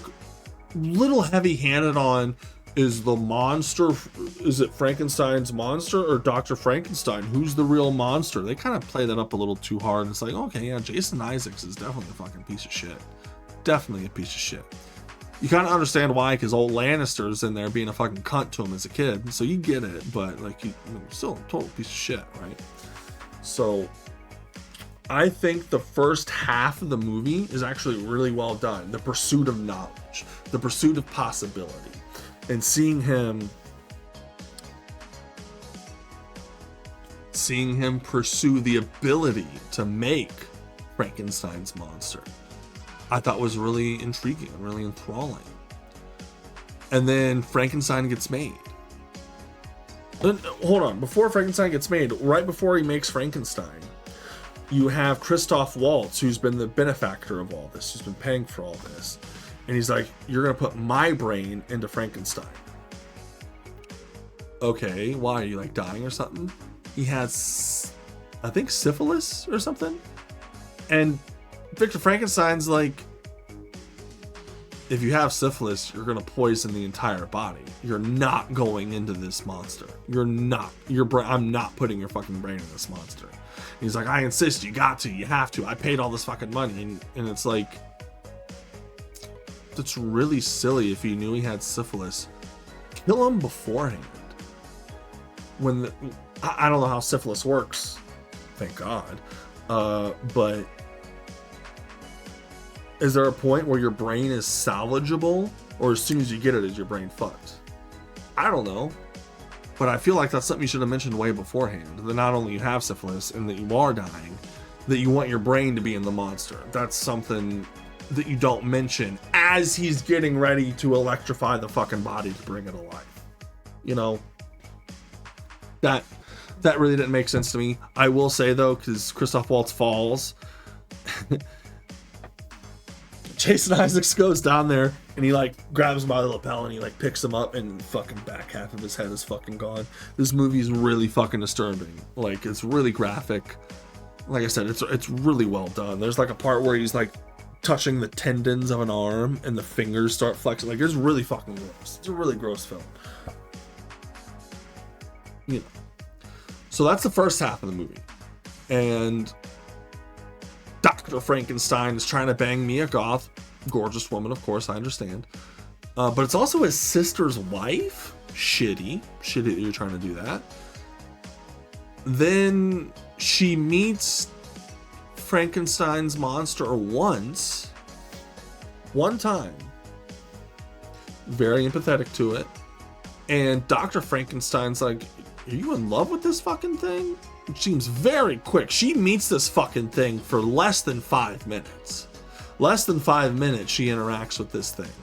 And he's like, oh, you're in love with this thing. You're gonna fuck it or something like that. I don't know. I can't even remember. So because of that, and because, well, not only because of that, because he's like trying to make this monster intelligent, and he can only say his name, Victor. He decides, you know what? Fuck all of it. I'm just gonna blow this place up and blow up the monster with it. Odd choice, but okay, sure, whatever. Because it's not as intelligent as you want it to be, and you think old girl wants to fuck it. I mean, there's a whole side of the internet that where women find, you know, monsters hot. Dudes too. I mean, I get, you know, tentacles are a thing. I don't know. That's not what we're trying to get into. That's not the point. The point is, it seemed like a very quick judgment to make. Anyway, the second half of the film is how Frankenstein survives, meets a nice family, learns how to read and write, because there's also a child there who's also congruently learning how to read and write. So Frankenstein learns how to read and write. And then, of course, the family dies, or whatever. Or not the whole family, but you get what I'm saying. People that Frankenstein cares about dies. So then Frankenstein comes back to Dr. Frankenstein, and he's like, yo, make me an old lady. Make me a companion. That's the point of life, is to find a companion and settle down. Sure. He says, nah, fuck off, get out of here. Odd. Okay, sure. So he gets so pissed that he just wants to follow Dr. Frankenstein around and just torture him. And just fuck him up as often as he can. And because the whole story is based around Dr. Frankenstein telling the story of Frankenstein's monster, of the monster that he created. Why he got to that point, what happened, and why the monster is currently trying to kill him.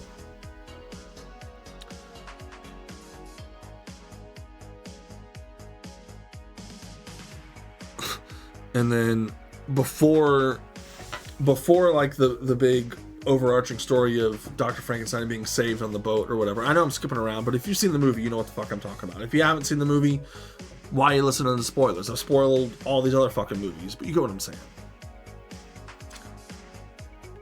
The fact that Frankenstein shows up on the day of his brother's wedding, where he's about to marry Mia Goth. His brother dies. He shoots his brother, if I'm not mistaken. Then Mia Goth shows up and something happens. She gets shot as well. Mia Goth, who met this monster once, who she knows nothing about this monster, knows nothing of what it's capable of or what its intentions are. She just feels bad for it. She's like, take me away. On her wedding day, she just saw her husband to be die. And she's like, yo, monster, take me out. Take me to the fucking cave somewhere. That's really fucking rushed. It's already a really long fucking movie, way longer than it needs to be, in my opinion. You could have cut the second half down to 10 minutes, in my opinion. The second half where Frankenstein's learning and like is able to talk and shit. You cut that down to fucking 5-10 minutes even. The whole Mia Goth is in love with this thing and trusts it enough to be like, yeah, take me away from all these other people that I know. My entire family, my husband's entire family. Just take me away from all of them. Take me to this fucking cave so I can die in your arms. What? Kind of jumped the gun on that a little bit. You kind of raced to the end on it, in my opinion. That's just my opinion. Beyond that discrepancy, beyond those two discrepancies, the Mia Goth thing being rushed, it being way longer than it needs to be, the set design, the costumes, a lot of the other things about the film I really fucking enjoyed. This is a super well made film. Could have been cut down more in the editing bay with some segments, and it needed more in others. So still a good film if you're a Frankenstein fan, if you're a classic horror movie type of fan. It's not really scary or anything like that, but it's definitely gothic as fuck. Solid movie. Speaking of Oscars, we were talking about Oscars. I mentioned it with Sinners. Frankenstein with special effects. It's got to get something, at least a nomination. But that is all I have to say about Frankenstein. Now let's move to the final movie. Oh my God, we're at 3 hours. We're over 3 hours. We're at 3 hours and almost 6 minutes. Shit. This is the longest one we've done to date. Five Nights at Freddy's 2. Most recent film I watched. I actually literally just finished it today, earlier this morning. I just watched it. I started watching it last night, passed out. I was actually just really tired. Passed out, finished it today. A movie I did enjoy more than the first film because I don't really know what the fuck's going on. This is filled with references to the games. I don't play the games. I've watched some lore shit on it. Like, I love Matt Pat, so I've watched some of his videos. Like, I don't know what the fuck's going on, but I've watched them. So I do think it's better than the first film because what was the things I said about the first film? You need more kills, man. You need more kills. There's definitely a lot more kills in this movie.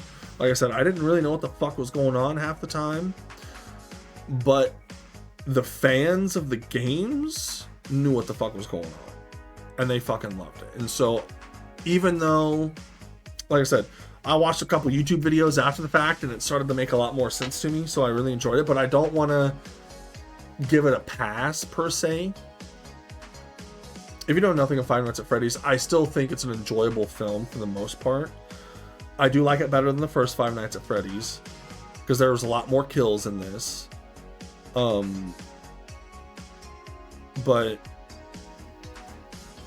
I don't know. Like I said, I don't have a whole lot to say about it. That's pretty much all I have to say. Let's just end this bitch. You know? Five Nights at Freddy's 2. Why isn't it rated R? That's my biggest thing. Someone gets their fucking head smashed in the fucking movie. It's like, man, if I saw that, I would have enjoyed it a lot more. Matthew Lillard's great. He's creepy as fuck.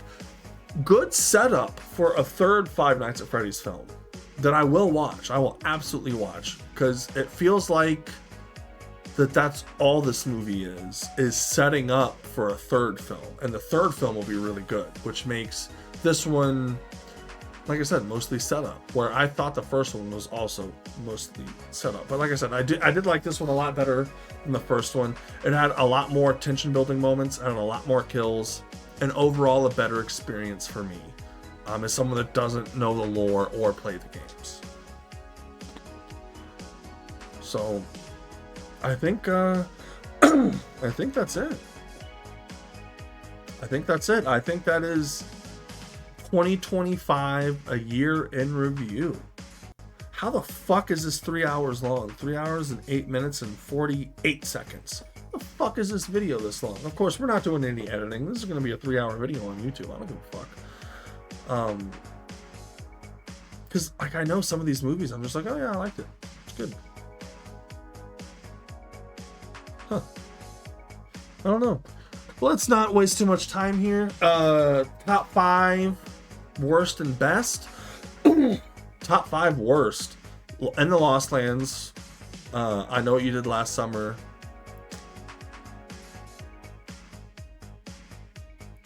Those are the only 2 movies this year that I didn't like. I just didn't like them. So I can't even make a top 5 worst. I have a lot of problems with other films, but they did enough. I wouldn't say I hated them. Disappointed is one thing. Hated is another. I hated In the Lost Lands, and I hated I Know What You Did Last Summer. Top 5 favorite. Top 5 favorite.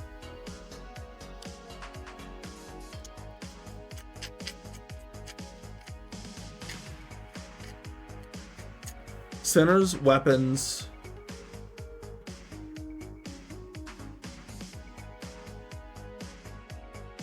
We'll just do top 2 for both. How about that?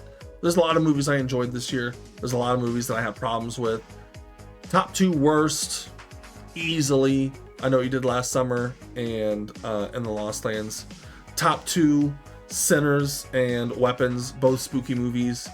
I did really enjoy Superman, Megan, Ballerina, Karate Kid, Final Destination. If we do top 5, Final Destination, Weapons, Sinners,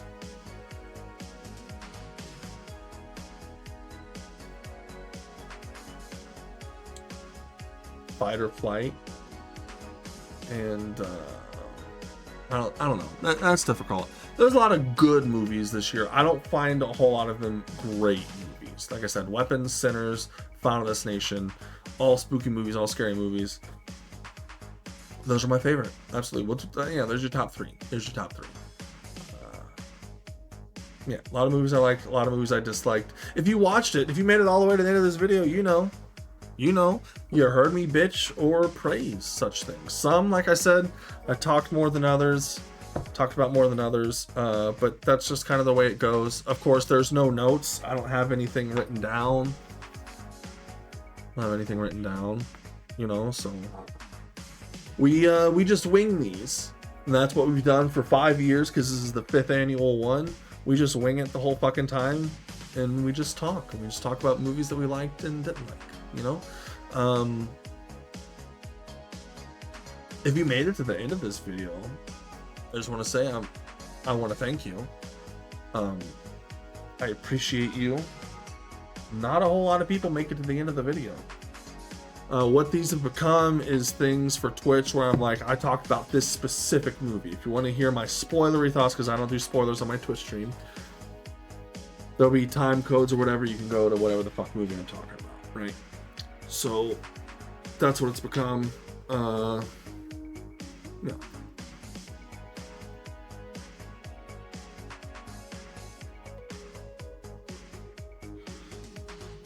One final cheers before we get out of here. Again, I appreciate you, chat. Get us some fucking hog.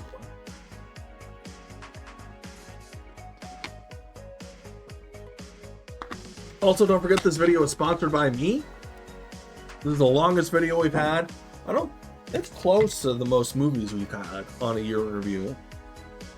I had a lot to say about some and not a whole lot to say about others, but this is the 5th annual one. If you've watched them all, you know that by now. If this is your first one, go learn today. But my name is Bulletproof Gatsby. I appreciate you watching. The new stream schedule for this year is Monday, Tuesday, Wednesday, and Thursday. Maybe we'll stream on Friday, Saturday, Sunday, but we will be streaming Monday through Thursday. We haven't started streaming yet, but here's a nice little reveal right at the very end. Just for those who do stick around, you'll know before the rest of them.